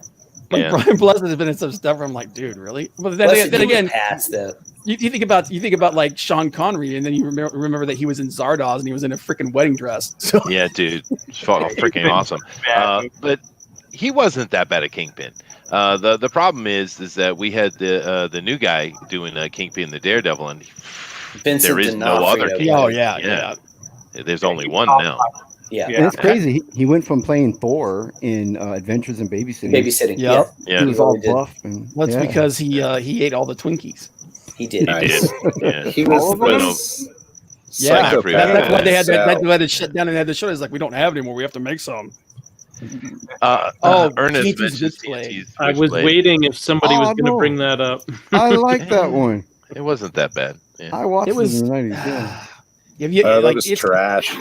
It's a really cool story behind it. That because the chick who was in charge, who was Yancy Butler, she talked about how like she had like all kinds of substance abuse issues and things. I wasn't into Yancy Butler, man. I'm sorry, Mark Silvestri. Yeah, no, dude, Yeah, it was nowhere near as it's cool as terrible. the comic. What about the Blade show? That was kind of bad too. Yeah. That was bad too. I No, brought that up I- last week. I liked Yeah. it. It's so With, much, Oh, dude. I The saw sticky it. fingers. No, dude, the whole like the guy playing Blade himself wasn't bad. The writing was terrible. The dialogue was horrible. Yeah. The whole thing with giving him like that chick who was an ex-cop who became a vampire, the way she became a vampire, the whole thing they did with the Vampire Society was just dumb. Wasn't that the chick from Wipeout? I think so. Yeah, So she was Bob- one of the Yeah, hosts that was a from great Wipeout, movie. Yeah. Bob, you approve the casting of Sticky Fingers as Sticky Blade? Fingers. Dude, I didn't like it. I didn't like it at first, but when I saw him on, I was like, okay, this guy has the physicality to actually pull this off. But the dialogue, one, he's not a great actor, and two, the dialogue was horrible. It was awful. Although I did watch all of it, and the thing with the Blade TV series that I did like is they expanded the lore in a pretty cool way. Yeah. The overall writing was actually not that bad. It was just the production value, and the dude they chose as Blade was wrong. Well, you got the reason why the lore was interesting is because they basically bastardized White Wolf. Well, which is fine. And Yeah, I yeah. get that, but I'm saying that there were some saving graces to the show. Is my point. I want to throw Jim Lee in the mix under the bus with the Always. Wildcat. The Wildcats TV show. It was pretty bad. Now, Eric Larson had the Savage Dragon, which you could still watch on the Peacock app. I didn't That like that was either. better. That was It was better, better. Yeah, I was gonna yeah. say. I mean, none of them were great, but I mean, it was Didn't better. Youngblood have one too? It never aired. I don't think it ever came Yeah, out. it never came out. But Generation X, should we add that to as a potential? Yes, that was. that Yes, was one of my Generation X was suggestions. terrible. The Max was awesome on The it. Max was, of That all the was image cool, dude. of Yeah. all the image cartoon shows that came out, that was the one that was good. The match, Was Eon Flux, was that a comic or was No. Oh no, That it was wasn't an a comic. MTV, MTV short. That was just Liquid short. Television, right? That was Yeah. original for Yeah. Liquid Television. Peter MTV. Chung. I'm gonna, Yeah, I'm gonna, that sexy lady I'm gonna run did and the grab live a action soda. I'll movie. be What's right her back, name? guys. Okay. What was Lex, yeah, the Lex Michael Oh, the Connor. Lex TV show. I loved that show, man. I was so addicted to it for Yeah, so me long. too. It's a Canadian show. The thing that was Uh, funny about that was when the final season when you find out that our Earth is actually in the dark universe. Right, Oh, really? Yeah, because there was two universes. It was the light universe and the dark universe. right. The light universe is where everything good is, and the dark universe is where everything bad is. And you find out that our Earth is in the dark universe. Of course. Yeah. Okay, so Perfect. for Defenders, do we even consider that, or is that just?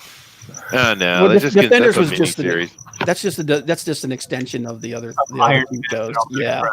Yeah. It was kind of bad, right? Yeah, but here's the thing. Do you think Iron Fist was worse than Jessica Jones, though?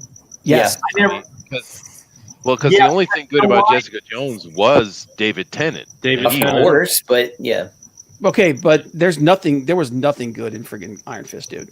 yeah. It was awful. There was a I'll hot tell you Asian chick, why. dude. That gets Okay, dude, double that's points that- from me. that's your That go-to gives you every points. time. That's your go-to Living every there. time. I'm going to say Good this about points. Iron Fist.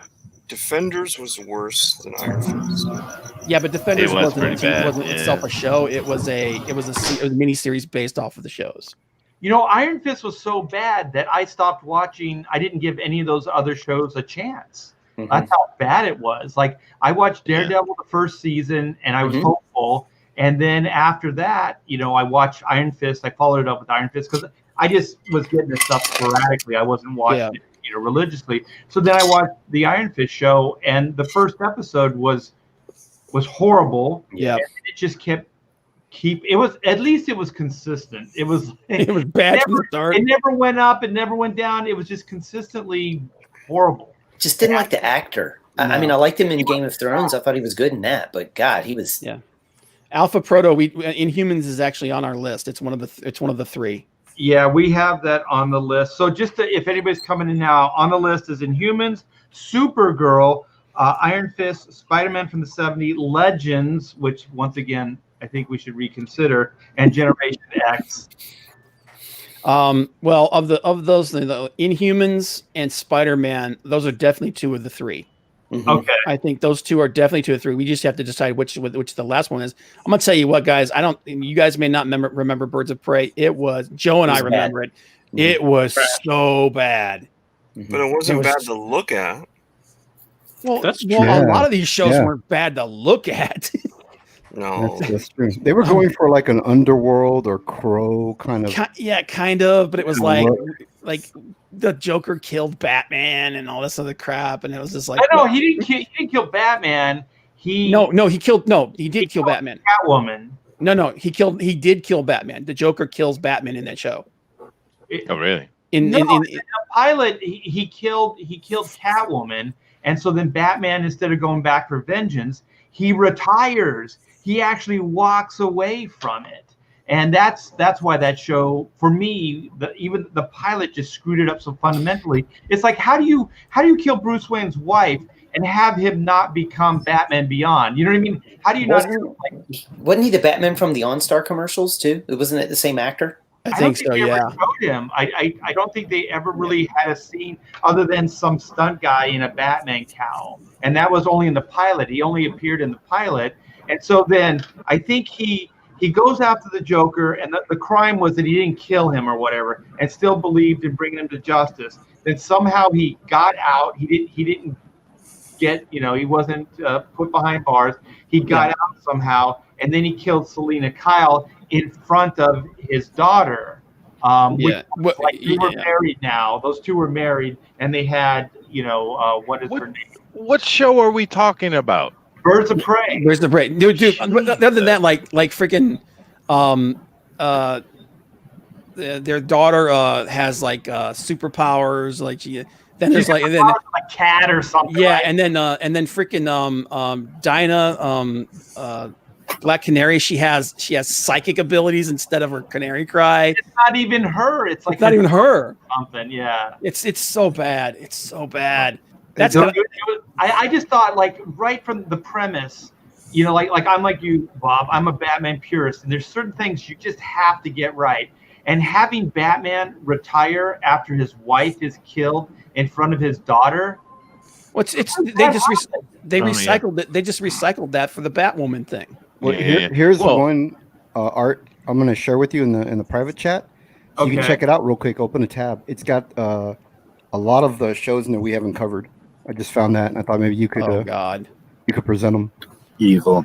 There's some stuff in there that I didn't even know ever aired. Like they're so bad.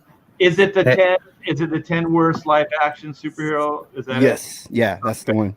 The Tick, dude. I liked the Tick. I love the Tick.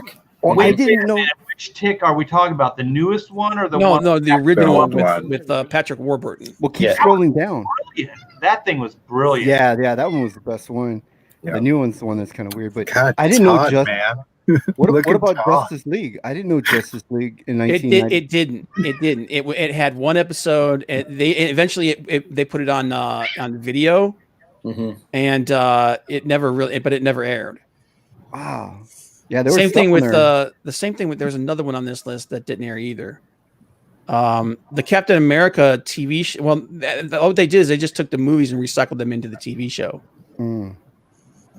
Yeah, I think as far as this is Jimmy's top 10, and as far as Lois and Clark, I thought it was how you sell Superman to ladies. To women, yeah, that's exactly what it was.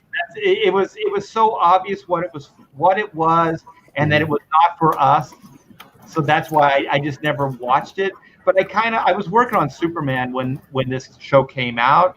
So I thought, well, it could be expanding, the market, getting women to watch a Superman related show. And I think it actually did achieve that, so I think it was successful in that regard. I never bought Dean Cain as Superman though. I mean, and I'm also a quarter Japanese like he is, so I can say that. Okay. So, true story. What do you guys think about the Swamp Thing show, man? Because it did stay on the air for a while. Well, the older one, or the newest one? The older one. We're all in agreement. I'm just going to go back to the tick.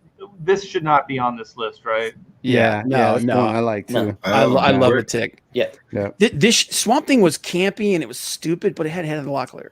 It I've did. never seen it. I had never even heard of it. Yeah. The guy who played the Swamp Thing was a stuntman. I can't remember his name now. Dick Durock. Dick Durock. Yes, Dick Durock was the Sounds like an man adult too. film That's a star. strong porno name there. I know that's Hey. what I was going to say. Like, Hey, Art, Dick let Durock. Cornelius back in. He's backstage. Oh, okay. Hold on. Don't. Don't do it. No, we love him. I love him. All right. Who the hell put Tick on any list of the worst? The bastards. You already know this list Thanks, is full of Jason. shit. And also You're that welcome. thing, it looked like they just like cooked spinach and just threw it on a rubber suit. Mhm. Like it looks horrible. They made a second movie, another Swamp Thing movie, and he was the main character in that. He played Swamp Thing in that movie too. Well, if you don't have Barbeau, then you don't Yes, have he Swamp. did. You don't have a Good Swamp job. Thing movie. That's right. I Yeah, can't believe there was a Captain America movie. Mm-hmm. a TV show. Yeah, Yeah, that's pretty No, I good. remember. This is such a product of its time. Look at the transparent, like acrylic shield. yeah. It was cool though, man. Is that It Evil was was not on Dead? his cool. motorcycle Dude, all it the was time. not cool. It was It not. I was, remember dude. I staying was up like a and little watching kid. I that. loved it. He Me looks like too. Super Dave on Showtime in the 90s. Oh, I love Super Dave Osborne. Oh my God. Reb Brown, I think wasn't that Oh, guy's name? so good. Yeah, Hey. it was Brown. Yeah. Hey, gentlemen, I have to run, but it was beautiful pontificating with you all. Oh my goodness, there's a bunch of us. So it's good to see you all. I got to go have some dinner before it gets too late and get back to work. All right, Good one, Later, man. dude. Thank you so much. I'll see you next week. Okay, guys. You have a All good right. week. Take Okay, care. bye. Okay, so the rapper Sticky Fingers. What is this? What? Yeah, guess how he earned that name? I have no idea. Does it have something to do with Cardi B? Could be. So where are we chiming in on Blade? It was bad, but I don't think it's the worst. Yeah. No. Yeah. I agree. Yeah. I refuse to watch it because, as far as I'm concerned, the only Blade on screen is Wesley Snipes. I Yeah. dig it. Fair enough. I dig it. Who watched this show, Flash Gordon? I didn't know that. I watched 2 episodes of it and I quit. I watched it. I watched more than that, but yeah, it wasn't very good. Who played Flash? God, what was the? This guy right here sitting down with the glasses. That was Flash. Hey, it looks like Frege back when he was doing storyboards. Did you guys ever see Dan Frege? He was showing his picture Yep. Yeah. back in the yeah. day. His name is Eric Johnson. I have no idea who the hell he is or anything The like that. guitarist? Just by still, I don't think they were putting their best foot forward. There's nothing about this that looks appealing. I know the hottest chick on there. They put her way in the back by the flag, on the Yeah. far right back there. It's like, She should be in the forefront. Yeah. Gina, was her name Gina Holden? I don't know. She was Wait, she was pretty smexy. This was a live-action superhero show. Times such as Smallville, producers attempted to update the 1930s comic strip hero. You know what I say? Don't try to update this shit. Just make it like retro. Make it interesting and funny. And you know what? The camp is part of the charm. Yeah. That's right. That's why I like the movie. I thought the movie was hilarious. Yeah, It- I agree. Yeah. It was Oh, dude, the basically movie's a really low classic. budget sci-fi show is what it was. Yes. Yeah. It was. Yeah. It's typical of those sci-fi shows. Oh, finally, the Amazing Spider-Man from '77. This goes down. This is for you, Dave. This is a little validation. It was bad. It was truly awful. They did the Ugh. the trick that in the Batman 66 show was funny. It was campy, where they're climbing up the rope of the building, but they're just walking across the floor. Yeah. That Yeah. supposed to look like a building. In this one, he didn't even touch his hands and his feet to the building. Yeah. They were He was just taking him yeah. up with a rope, He was right? just pulled along with a rope, and he just did this. He pantomimed it. Yeah. So again, just for context, I want to say, because somebody was mentioning about, was it because it was the 70s? But I have to say, on the Electric Company, I was most excited when Spider-Man would show up. He didn't even say a word, right? And by far, much cooler Spider-Man. Yes, I and they also threw think- nets. Yeah, I agree with you, and I also think it was the guy that they got to play Peter Parker. Oh, he was awful. Yeah. He looked like he was about to turn 40, right? And Peter Parker was supposed to be like this snappy teenager. He also looked like he was about to cry at any moment. Mm-hmm. I guess that's why they hired Tobey Maguire. Yeah. Spirit Scar said, "Look at those mugs on the side of the screen. Each one more hideous than the last." That's right. Thank you. Chester, you're on the bottom, so you're the worst. I know. Now, the Lois and Clark thing doesn't even belong there. What are they talking about? That wasn't that bad at all. The Flash TV show, I will cut you. Mark I love that show. I love that John show. Wesley shit. That was fun. Yeah. I love that show. Mark I Hamill, love I love the fact that they brought him back, and that was one of the only good things about Crisis of Infinite Earths crossover they did, is that they actually went to that universe and he was there. Well, he played Jay Garrick, didn't he? He played Jay Garrick, but then they also went to his universe, the Flash 1990 TV show, and he was in that suit and everything.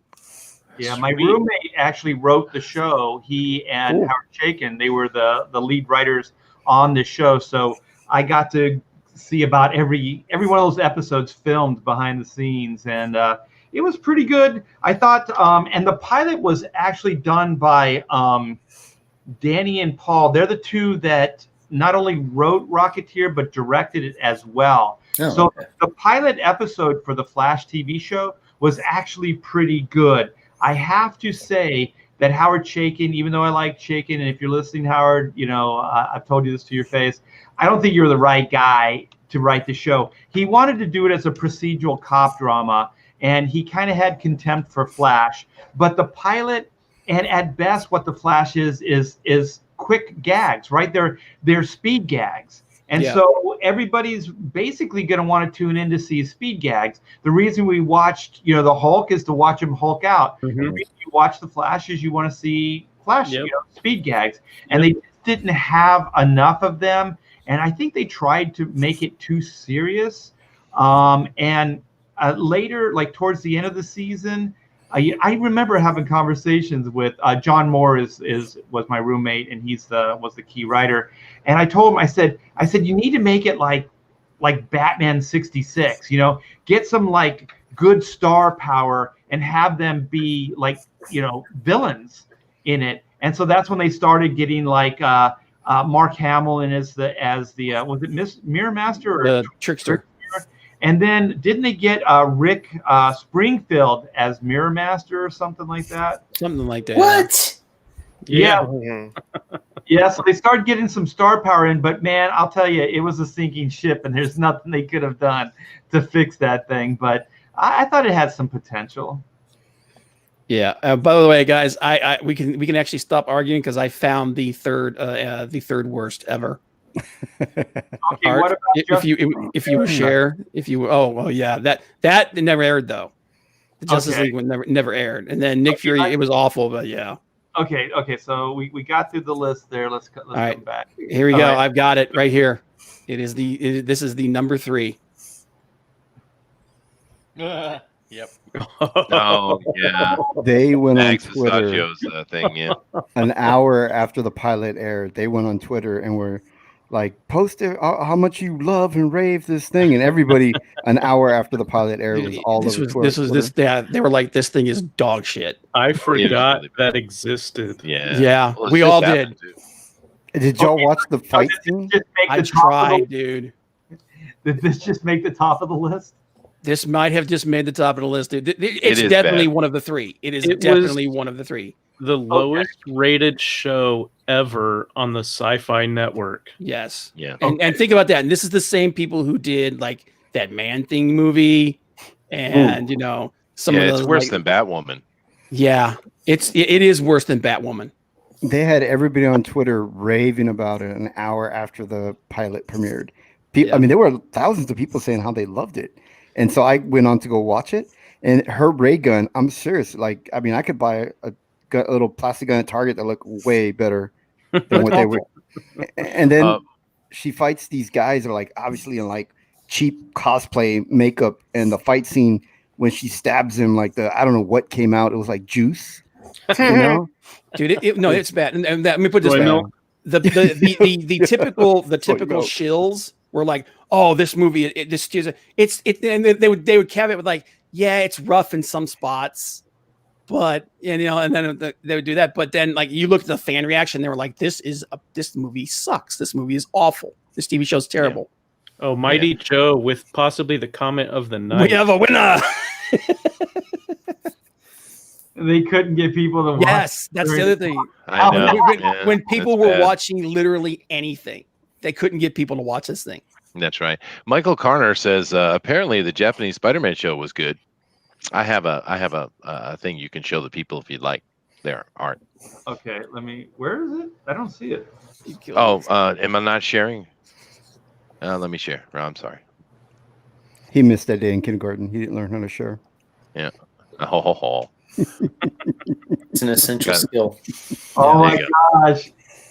Oh, dude, I remember this. This is the Japanese Spider-Man. Look at the eyes on Spider-Man. Did they? I noticed. The future of superhero. Is that what it says? Looks better than this. Oh my god! I really hope that a Japanese person designed that mask. Oh, it was completely in-house. It's all Japanese, and it's really bad. It's really bad. Oh, was it really? Yeah. What do you think? Oh. SDA said Spider-Man. That was Spider-Man. Yeah. Are you guys being racist about the eyes? I think you're being racist. I didn't All make you. the eyes, dude, so I can say whatever the hell I want with them. That's true. Spider-Man in Japanese, I really think so. All right, so do we want to like finalize our list here, man? It's like we got Inhumans and we got Spider-Man on there. I think Vagrant Queen belongs on there too. Okay, let's do this. Okay, Vagrant Queen, Gen X. Oof. Gen X is pretty bad. But man, Vagrant Queen. Was just so. Yeah, but Vagrant Queen falls into Nightman territory for me, Bob. Yeah, and the other thing too is like a lot of people just didn't like it. It's one of those shows where it's like it was so bad they just killed it. It's almost like Nightman. Yeah. Was it Gen X or Mutant X that we had on there? It was Mutant X. It was Mutant X, wasn't it? Yeah. Generation X, the one with the Max Headroom guy, or was that Mutant? Gen X? No, Gen X was was a TV movie. It wasn't actually a show with the teenagers. Yeah. Yeah. Okay, so Generation X. Yeah. Was the movie? Yeah, you're talking about Mutant X. Yeah. Mutant X. Yeah. Mutant X. Yeah. Okay. What's the name of the dude who was like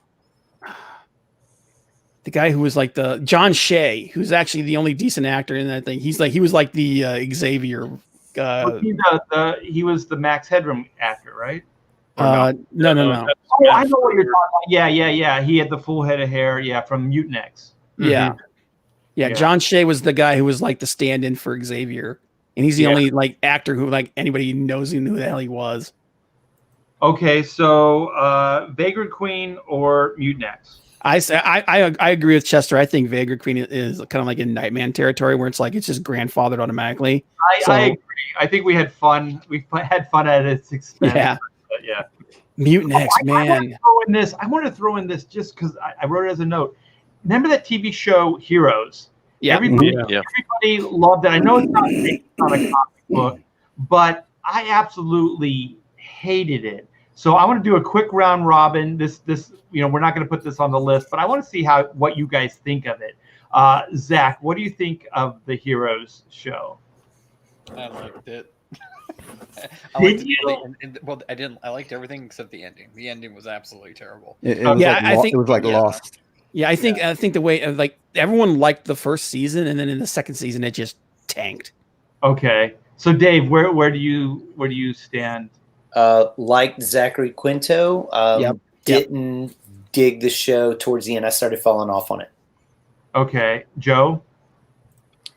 I wish that the cheerleaders in my high school looked like the cheerleader in that high school. Otherwise, trash. Okay, Jimmy, where are you? I actually enjoyed the British Misfits better than the American Heroes. Misfits that is a was a good great show. show. I That's a love good that show. Yeah. Yeah. Was Courtney Cox in that? Who was in that? Was that- Misfits? Oh, that was Misfits of You Science. think of Science. Misfits of Science? We're talking about it's a British show called Misfits. Oh, Yeah, okay. it's a good show. Yeah. It's a They great did. show. I think they tried to do an American take on it. Actually, It was it didn't do. Oh, it, really? It never got off the ground. Yeah. Okay, so Todd, Heroes.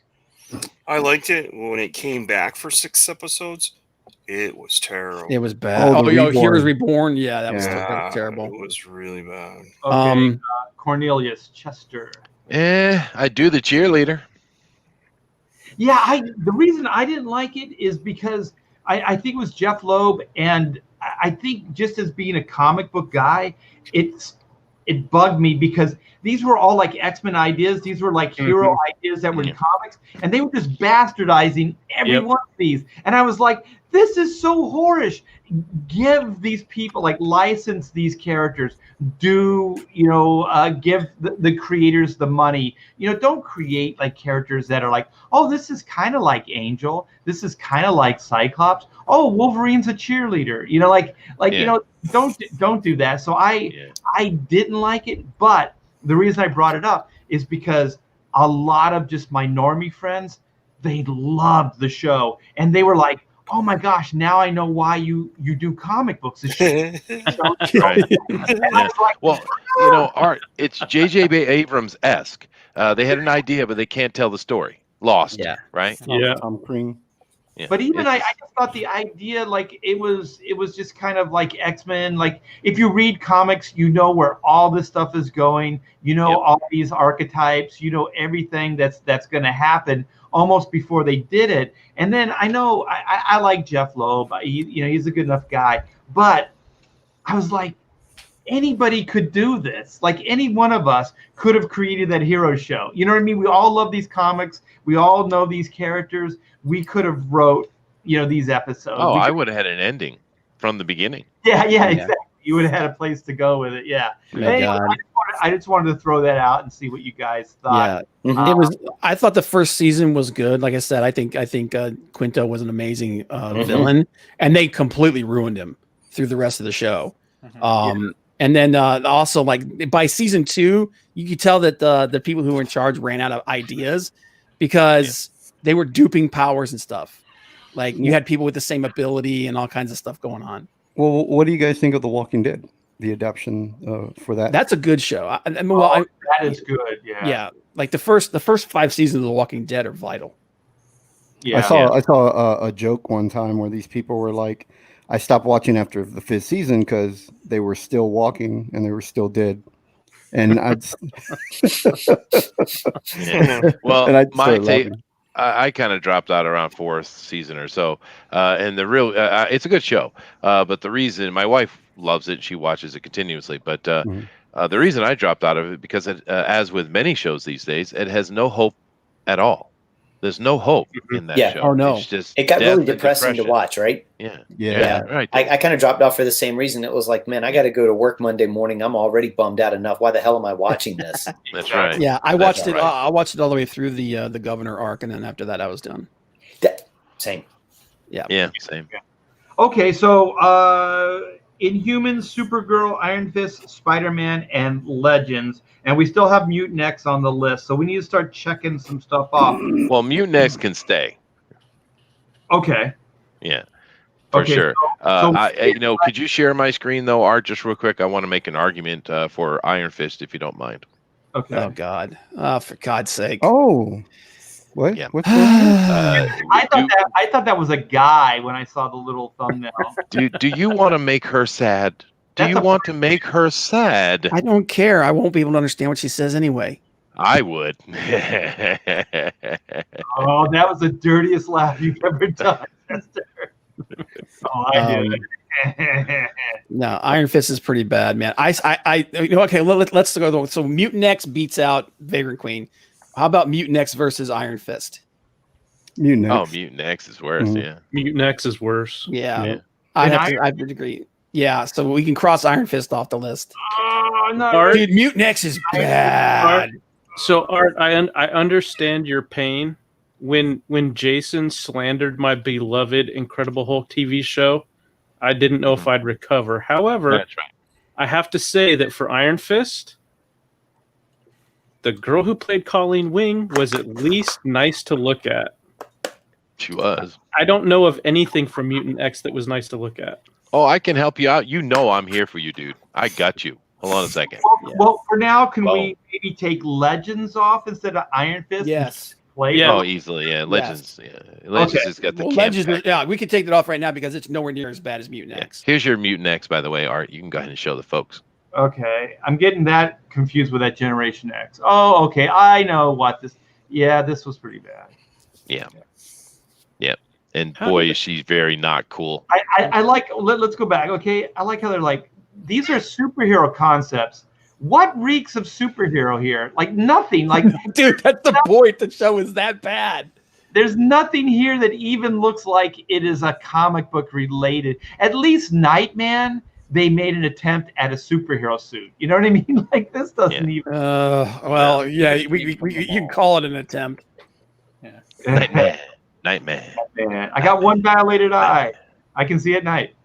Okay. So But at least they went high budget on the suit, right? No, Yeah. Yeah. okay. Where's Supergirl? Okay, Supergirl worse than Iron Fist? Is it Iron Fist? Oh, clearly. Yeah. I couldn't bring myself to watch Supergirl. I at least watched the first season of Iron Fist, bad as it was. That's right. I couldn't even get through episode 1 of Supergirl. I actually liked the look and everything of what's her name, Benos, the one who plays Supergirl. Yeah. But as soon as they started doing the secret, like she's working for this secret, it wasn't Argus, but she was working for, was it? I think it was Argus. Was it Argus? Yeah, I was like, she works with this, and her sister's name. I was like, okay, this is nothing like Supergirl. This has nothing to do with the comic book Supergirl. This is awful. And then the villain she fought was so bad. Yeah. Well, it could have been cool. I think the girl was a good choice, actually. I don't mind her. Yeah, at all. I like her too. Yeah. Because the guy what was the guy that she fought, the dude with the axe? He was supposed to be one of the fearsome four, right? I don't know. Yeah, that we're on that space station thing. Prison station. Yeah, that was lame.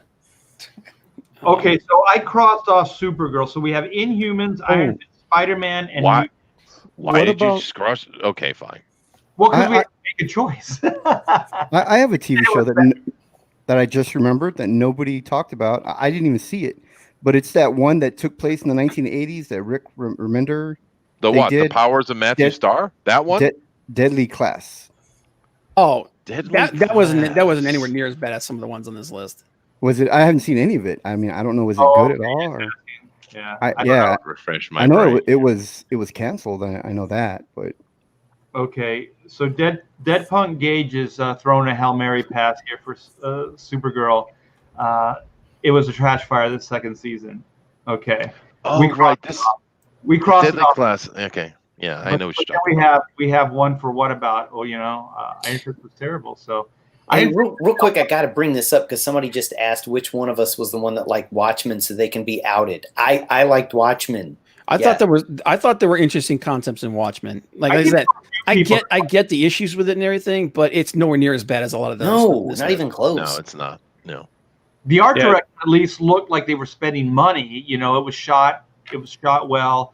It looked like it was acted well. I never watched the show, but at least the production values looked good. It was not the comic book. It was not the comic. No. It was an interesting show. And it was actually a progression. It Yes. was in the future. But I almost feel, Art, like maybe we should just be which is worse, CW or Netflix. Ooh.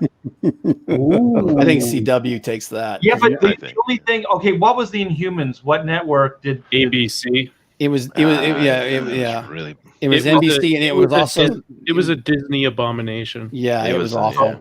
well, Okay. And who did Spider-Man? Was that NBC, ABC? CBS.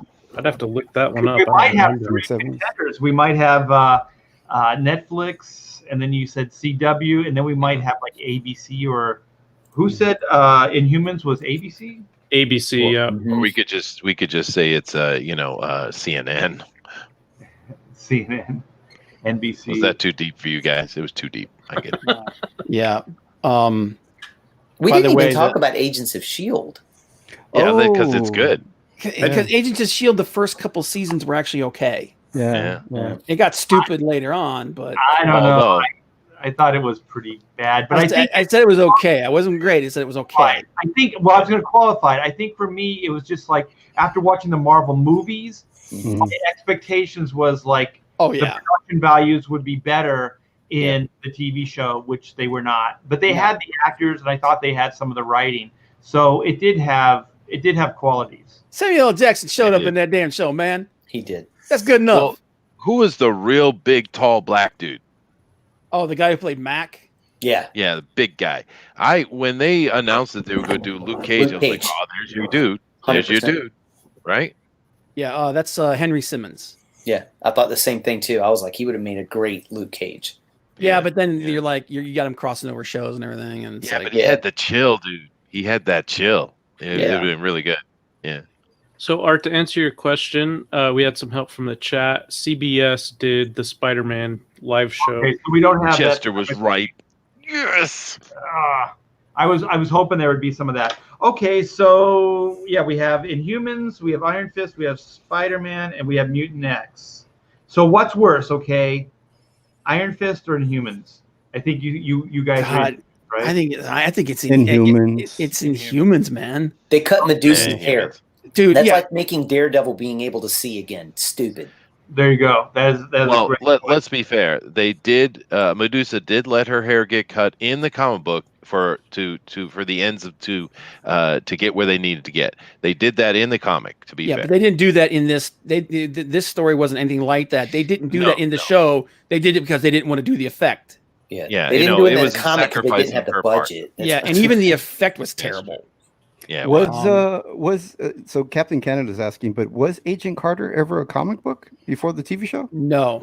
But I would say it's a superhero show though, because it's based off of Captain America. Yeah, but it wasn't a bad show. She's a character in Captain I America. liked it though. I couldn't believe they canceled it. I mean, Well, she's a good actor. I don't know her name. Haley Atwell. The word is Atwell, actress. Art, you've been living in California too long. She's great. Actor in Hollywood. But Inhumans is way worse than Iron Fist, I think.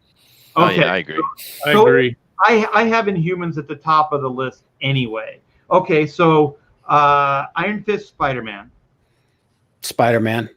Spider-Man. Okay, so Spider-Man gets moved up. Okay, Iron Fist, Mutant X. Mutant X, dude. Okay, so we have I have to say that. Oh yeah, So without a doubt. Mutant X is off the list, I think. Okay, so do you agree with the order? We have Iron Fist. What we have Inhumans as the worst. We have Spider-Man second, and then we have Mutant X. Mutant X. Yeah. Yep. Oh my gosh, we did it! How did we do this? It almost felt like school, like we were. It was all thanks to Joe and Zach. I mean, their input was. Eric von Stogel. Yeah, I think you're correct. I think Inhumans and Iron Fist did have the same showrunner. Wow, the guest is throwing shade. Nice. Yeah. Yeah, well, they were both bad.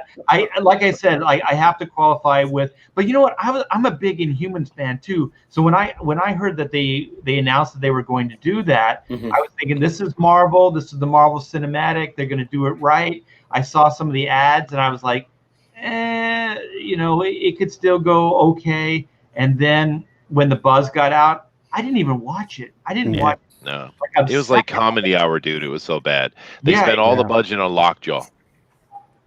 Yeah, well. Yeah, and Lockjaw's only in the show he's only in like a couple of scenes. How do you even do the Inhumans if you can't get a decent budget? You can't do that show on. It's not Gotham High or whatever these Gotham TV series. These are concepts you have to spend money. Spirit Scar, we grandfathered Vagrant Queen in along with Nightman because, like you said, it's so bad it's automatically going to win every list. Historically bad. Yeah, it's historically bad. Nightman was like I was a big I read Malibu Comics today, and I was like, oh, they're doing Nightman. That's pretty cool. And I'm like, there's no way they're doing this the stuff that's in that story because there was some dark stuff in that book. And by the way, Spirit Scar, don't think I didn't see what you were talking about there, sir. You have no taste in women. Jennifer Gardner is a hottie. Eric Boyd has a Hottie. good one, Art. Although we may have already answered it in this debate, we all thought that the Nightman costume was absolutely horrific. Oh my god, it looked like something. It looked like it was made out of freaking like paper mache and badly poured latex rubber. It was bad. Let me find it real quick because Oh, it was God. so bad, dude.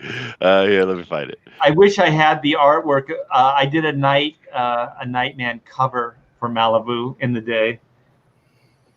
Oh, did you? It was hard. It was tough. Okay, here we go. It's like when you're an artist, Jimmy will know this. You go like, how can I make this cool? You know, is there I a got it way set there. I can All make There you this? go. I got it, Wow. You can't make that cool.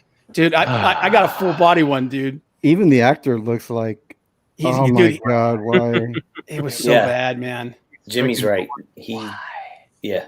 It's so. Look at the throat area. Look at that. The cape with the plastic cape, and then going into the cloth cape. Yeah, it's so bad, dude. Look at that. Look at it. Oh, Look at this stuff. Yeah. It's so bad. Man. Couldn't even get a proper like bulging crotch. It's all flat. I know, like, dude. like, right? what the hell kind of utility Poor belt guy. is that supposed to be? And he didn't get those nipples on the batsuit. Yeah. It looks like bad CG, and It does. it's real, and that's what makes it even worse. But this, like I was saying, when they would do like the scene where he was flying, he wouldn't even be like level and like doing like trying to, because you could do a halfway decent flying thing even in the 90s. He was like tilted like this, and he was just like moving forward. It was like that really bad Superman V8 4 Quest for Peace blue screening, which is just so bad. It's It was really like bad. those old Well, V8 commercials. Yeah, like Just- Michael Jackson when in the Smooth Criminal when he's leaning. well, yeah, it's like when they're standing up, he just puts his arms forward and make it look like he's flying. He didn't even You know do the that, funny dude. thing? He was just like, Yeah, but Matt McCollman's the guy who played Johnny Domino in that. But the funny thing is, if you look at this picture, the thing that just hit me in the head was Ben Stiller. oh my Ben god, yeah, Oh yeah. oh my god, If dude. Ben Stiller was in this, it would be a better show. It would be better because he Look camped the at- hell out of it. Look at his eyebrow. Look at like the brow, man. It's just like who came up with that idea? That's so bad. It is. I wonder how long it took him to get in that though. Too long. Yeah. I don't know, but I'm pretty sure he had to do a couple drinks before he gets like, I can't believe this is my career. I do feel bad. And is there anybody else like this? Like some of those actors, you just it's like so humiliating. Like we're making fun of this guy, right? Well, dude, like Inhumans, man. Anson Mount. I love Anson Mount. He's a great actor. But oh my god, that show was so bad. How did they pitch it to him? I mean, how did they present it to the actor? Here's a check. That's how they pitch Like, it. how did Yeah. Well, he was at the point in his career though where he didn't have to just take anything that came along. That's I true. I think somebody just fed him a Yeah. load. Well, they're like, And dude, it's a Marvel project. And he's like, oh my god, Marvel's Yeah. huge. I think when he showed up, he was probably Yeah. horrified. Yeah, I Is agree. he the one that played Black Scarred Bolt? Star. Yeah, he's the guy Yeah. that played Black Yeah. Bolt. So they gave him a Yeah, check and yeah. said, and you don't have to talk. Yeah, Perfect, and like the actual cast is not bad, man. Like Mm-mm. Anson Mount, Ewan Rion, he's good. What's his name? Ken Leung, he's good. What's it? Henry Ian Cusack. What show? He was in a show too that I really liked. Oh, he was in Lost. Yeah, he was Desmond in Lost. Penne. Mhm. Desmond. Yeah. Yeah, he was Well, in that what show. about? We didn't talk about Mantis because it's a good show. Sorry. Man, And also, as an honorable mention, do you guys remember that Shazam show or Captain Yeah. Marvel that Yeah. was for kids? It was on Saturday morning. Yeah. He was in a Winnebago. Yeah. And I liked it though. Yeah. Yeah, so, like- it's weird because when what was the holy shit, Eric Canetti worked on the cartoon show where the Ben 10, like I thought like Ben 10 kind of had that Shazam kind of vibe where it was this older guy and he traveled around the country and kind of helped this kid with the superpowers. But I remember, like, not that I was a big Captain Marvel fan as a young person, but I was like, this is not even close to the Captain Yeah. Marvel concept. Yeah. He's Well, riding around in a van, and also I don't think it's they an own the older rights kid. though, Art. I I don't know, think but they it had was all the rights. It was an older kid. I was like, it was like, I mean, I shouldn't even say kid. He was in his 20s probably. Yeah, he was almost 30. Yeah. I'm like, this is just weird. Well, and he had long hair. Todd, It's like, But when we Uh, when we did costumes, we didn't come up with a rival, which was the Swamp Thing from the TV show. Was that worse than Nightman? Oh Yes. no, No. was bad. Nightman's No. way worse. Oh, Yeah, it's Yeah, really like if bad, you've yeah. actually, because actually there were some shots of the Swamp Thing. Swamp Thing suit that they used in the show, and some of the shots actually weren't bad. Mm. He kind of looked like the version of Swamp Thing they were doing in the comics at the time. Todd, just real quick from what Art had said, who was the dude we had on the show when we interviewed, and he was a storyboarder for Ben 10? What was that Russ guy's Leach. name? Oh, Russ Leach. Yeah. yeah, Russ Leach. Yeah. I don't remember that name, but anyway, we had the dude on the show that did the storyboarding for Ben 10. That was pretty cool, actually. yeah, that show had a lot of really talented people on it. Yeah. Oh no! What about says the Cape? No, come Yeah. on, that Yeah, was a the good show. Cape. Yeah. Yeah. That's Yeah. that's brought back on. Was it Disney Plus? Is it Disney Plus where you can watch it? Yeah, I think so. Shazam. Yeah. I still looking at Billy. Oh yeah, dude. The whole Ben 10 thing was 100% stolen from this. Yeah. I like the David Cassidy haircut too. Yeah, Oh, right. yeah. Yeah, that He's a time. pretty. Yeah, he's but a it was. boy. That was like 1971 when this came out, or something Yeah. like that. Yeah. Well, it was, the dude, problem is, I was little when it came out, so I watched it. But I had a complete misconception of what Captain Marvel was, though, and it wasn't until later that I figured out, oh, this isn't Billy Batson. Yeah. So it actually, skewed my understanding for a while. I just realized that there was ISIS that spun off of Yep. that. Yep. So Yeah. it was Yeah. the original Man and Princess of Power. What was her name? She-Ra. She-Ra, yeah. Yeah. Well, they were trying So they were trying to make a Wonder Woman is what they wanted to do, but they couldn't get the rights, and in the end, they're Yeah. like, screw it, we'll do our own. So Yeah. But Didn't ISIS even do that Wonder Woman spin around and like? is that no, how she did this thing. She had like the amulet thing, The and it was amulet. like the light. It was kind of like the light thing with like the strobe that Yeah. come out. They and go then go Almighty change. ISIS, and then Yeah, you turn, but then That's right. but she didn't do like That's the right. spinning thing or anything. But Okay. I think we got our 3, man. we do. Well, we didn't bring up the Linda Carter. Is that just because not? Is it Linda Dude, Carter? Wonder Woman was awesome. Dude, I will. I will. Yeah. legit hold on. Dude. What the hell just happened to this show? I don't know. But Seriously. art is being disqualified all over. I mean, Yeah, Linda Carter, are you kidding me? she was my first crush, man. Yeah, dude. She was everybody. She was one of the. Come on, man. Seriously. Wasn't the first season like in the war and they had Steve Rogers? Yeah, it was set during World War II. It was set during and then the next season it was in the modern day I because thought they're the like first season was actually, if I remember right, it was actually pretty good. And I thought it was done tongue in cheek. It was done kind of parody style. It wasn't really serious. I don't really remember. I don't know. that. Maybe It looking was- back now. it was with the style, done with a little bit of that Charlie's Angel. Batman and Yeah. it was like Batman mixed with Charlie's Angels. Yeah. All right, I'm trying to help you out over here. You can share that if you'd like. But she's not in that. She's not in the Wonder Woman outfit. No, she Does doesn't not need to matter. be. She does not need This- to be. This is post the augmentation. She is welcome. She's hot. She looks a lot like Jennifer Connelly here. Oh, yeah. Bastard. Jennifer Connelly with just needs fuller eyebrows and be Jennifer Connelly. I just remember thinking that when I was a kid, I couldn't understand why my dad was getting into this show so much, and I was just like, Oh my gosh, that's funny. That was like the whole My reason I watched God. Transformers was Megan Fox. okay. I Yeah, thought you were going to she's say kidding. because of Optimus Prime. Do you remember Deborah Winger was Wonder Girl in that show? Yeah. Mhm. Was it Lionel Wagner was Steve Trevor? Lyle Wagner. Mhm. That's Yeah, right. Lyle Wagner. Yeah. Trivia, I think he was up for the Adam West role. He was. That's right. 66, yeah. Yeah, there's footage of him doing that role. That's hilarious, man. Pablo, you get Jenny out of your mind, you dirty old man. Dude, the only scene I ever remember, and she's done nude scenes, but the only scene that I remember her with clothes on is when she worked in that show where it was like took place in the Target, and she's riding that little horse. I mean, wait a minute. Yeah, does anybody have that clip? Yeah. I wonder if somebody does have that clip. Give me a second. Oh, here. it's yeah. Oh, Oh, it's gotta wait. be Yeah. You mean this? Who are you talking about? Jennifer O'Connelly. Alice Winter. Yeah, there it is. There it is.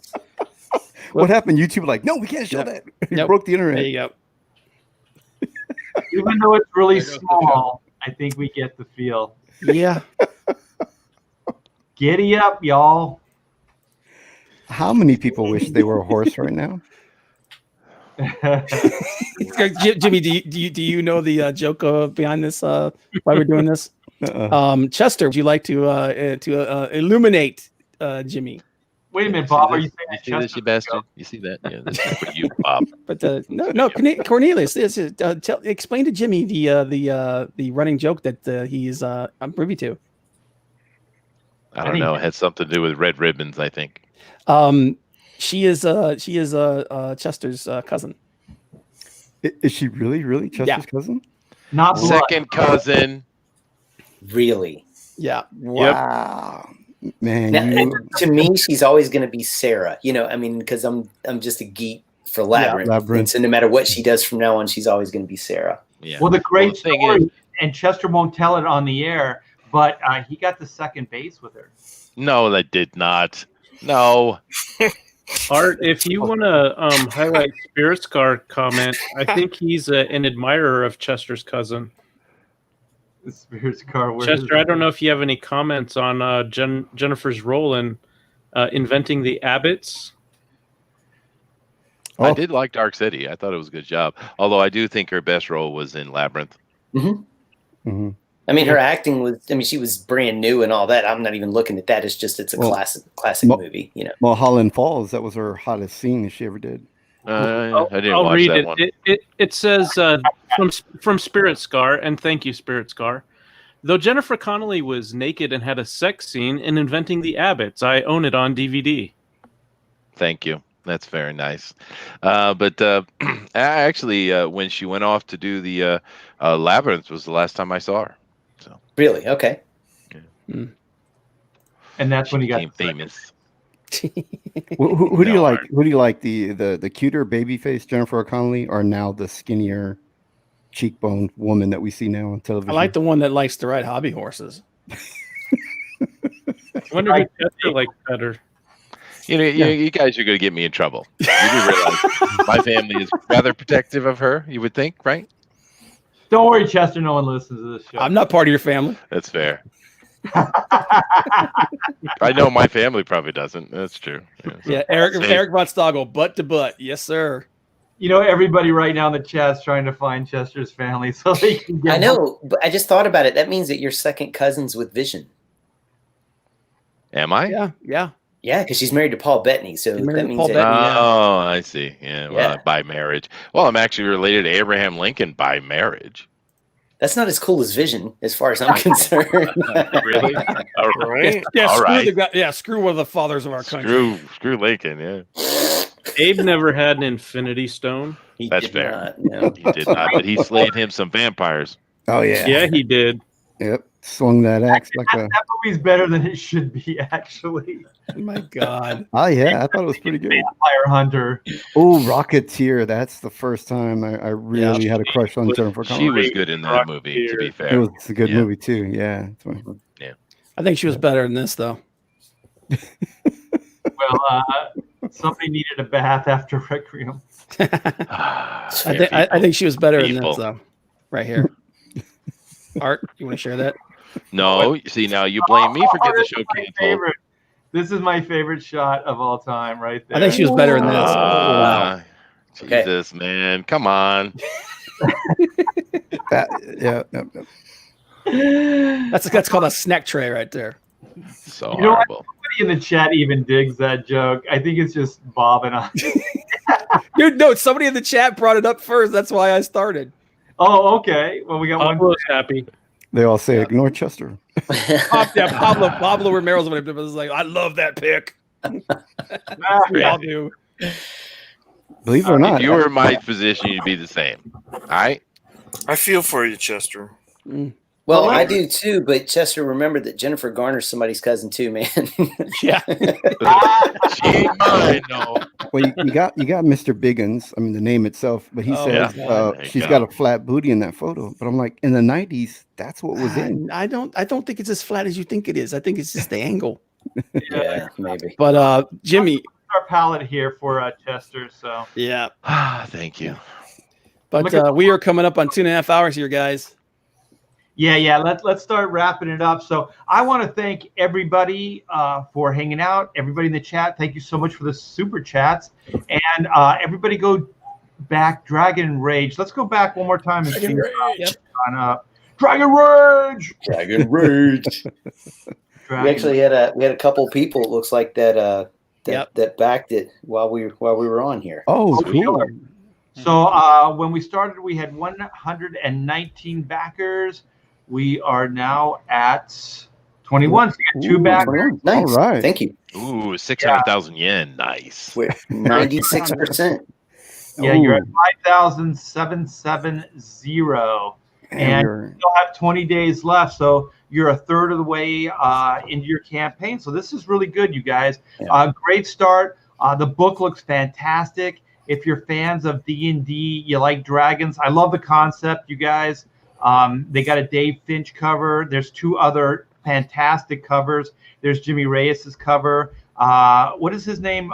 Joe? Is it Joe Wills? Joe Wills. Wills cover. We got T-shirts, stickers. There's all kinds of cool stuff here, you guys. So come by, check out Dragon Rage, Cradle of Embers, and back it today. It looks fantastic, you guys. Yep, $230 away from getting to goal. So close. Man, What's that? that's- An RCH, as they say, from That is- getting. That is so close. Wow.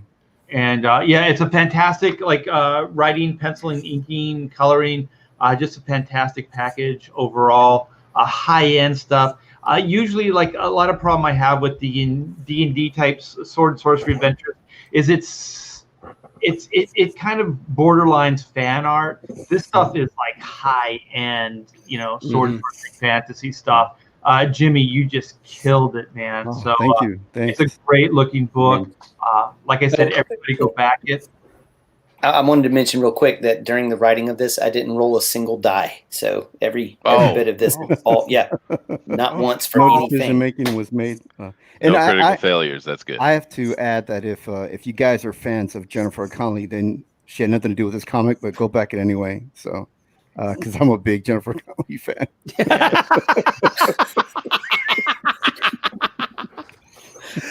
Do it for Jennifer. do it for Jen, man. Do it for that flat ass. Dragon Rage, do it for Jennifer. And what is the one we got a human sacrificed here where if they $5 or more they can Feed the dragon. Eat the dragon. Yeah. sacrifice a virgin to the dragon. Okay. Yeah. I'm adding to the tier, making it sound a little bit more spectacular. And also Todd Mulrooney's got a little book that's it's not so little actually, and it's called Florida Man. You want to get a little pitch in here, Todd? Yeah, I'm on page 24, so we're rolling along nicely. I got some new tech. You can see it here in front of you. The pages are improving by leaps and bounds. It's just because, even when I get in close, my line is really true. So you're going to see by the end of the book some surprises. Definitely some surprises. A lot of really cool detail and definitely working out my page construction. So that Well, the book looks fantastic. You guys have Mike Barron writing. Yes. Todd doing the pencils and inks. The colors look amazing. And you're in demand right now, right, for the book? On Indiegogo, we're in demand. On Kickstarter, we are live. So Kickstarter's still live. So you guys got your choice platforms. So you can either go Indiegogo or Kickstarter for Florida Man. And the book looks fantastic. I backed it. It looks amazing. And somebody's saying we should do, let me see. You gotta do hats and beanies on your next. Beanies, man. So let's based Oh, on I the photo, yeah. Yeah. There you go. I love hats. Yeah, I need more stuff to wear, man. I keep wearing these alternate hats. Yeah, the alternate ones are great, but thank you so much, Mighty Joe. I talked to my wife this morning actually about possibly doing apparel, and Jimmy and Dave were saying that they have a good vendor that they're working with. So I think we're going to have a conversation after this. So hopefully soon. And the great thing about the in-demand store is it is a store, so we can add product to it. So I may be adding, since you asked, about the Hack Shack stuff, looking into that, and also possibly Chrono Mechanics t-shirts. I have an idea with a caution strip that would go all the way around the chest and the back, and then it would have the Team 9.2 of Sector 7 logo, like over the side chest area here. So I think that would make a nice design and a cool t-shirt. So yeah, we are looking into that. So you guys stay tuned for that. Thanks to everybody for pontificating with me. I had a blast. I know we had a lot of competition tonight, so I appreciate each and every one of you in the chat for hanging with us, and go back some of these books. Oh, and Florida Man is in the description. So if you want to click in the description, you can go click in there and go check out the book. And Zach, Goma is done and fulfilled. Is that right? Yeah, that's correct. It's completely done, completely fulfilled. I'm getting the storefront set up so people can buy it. I have a lot of surplus. So, yeah, very good. Zach's like, I'm so happy. Yeah. Oh, a lot of work, dude. Yeah. Every time one of these guys gets done with one of these campaigns, man, at the end they're like that soldier with the 1,000-yard stairs. Like, I've seen some shit, man. yeah, but the thing is that you get the people that are like, when's the next one though? Yeah, you're like, I'm happy that you're happy, but dude, I gotta go to rehab, man. You know how much I drank? Yeah. Yeah. The real problem is that's his wife saying that. Yeah. The rehab part? Get back to work. Gotta make that money. Yep. Yes. All right, you guys. So we'll see you next week. Thanks again. Take care, all.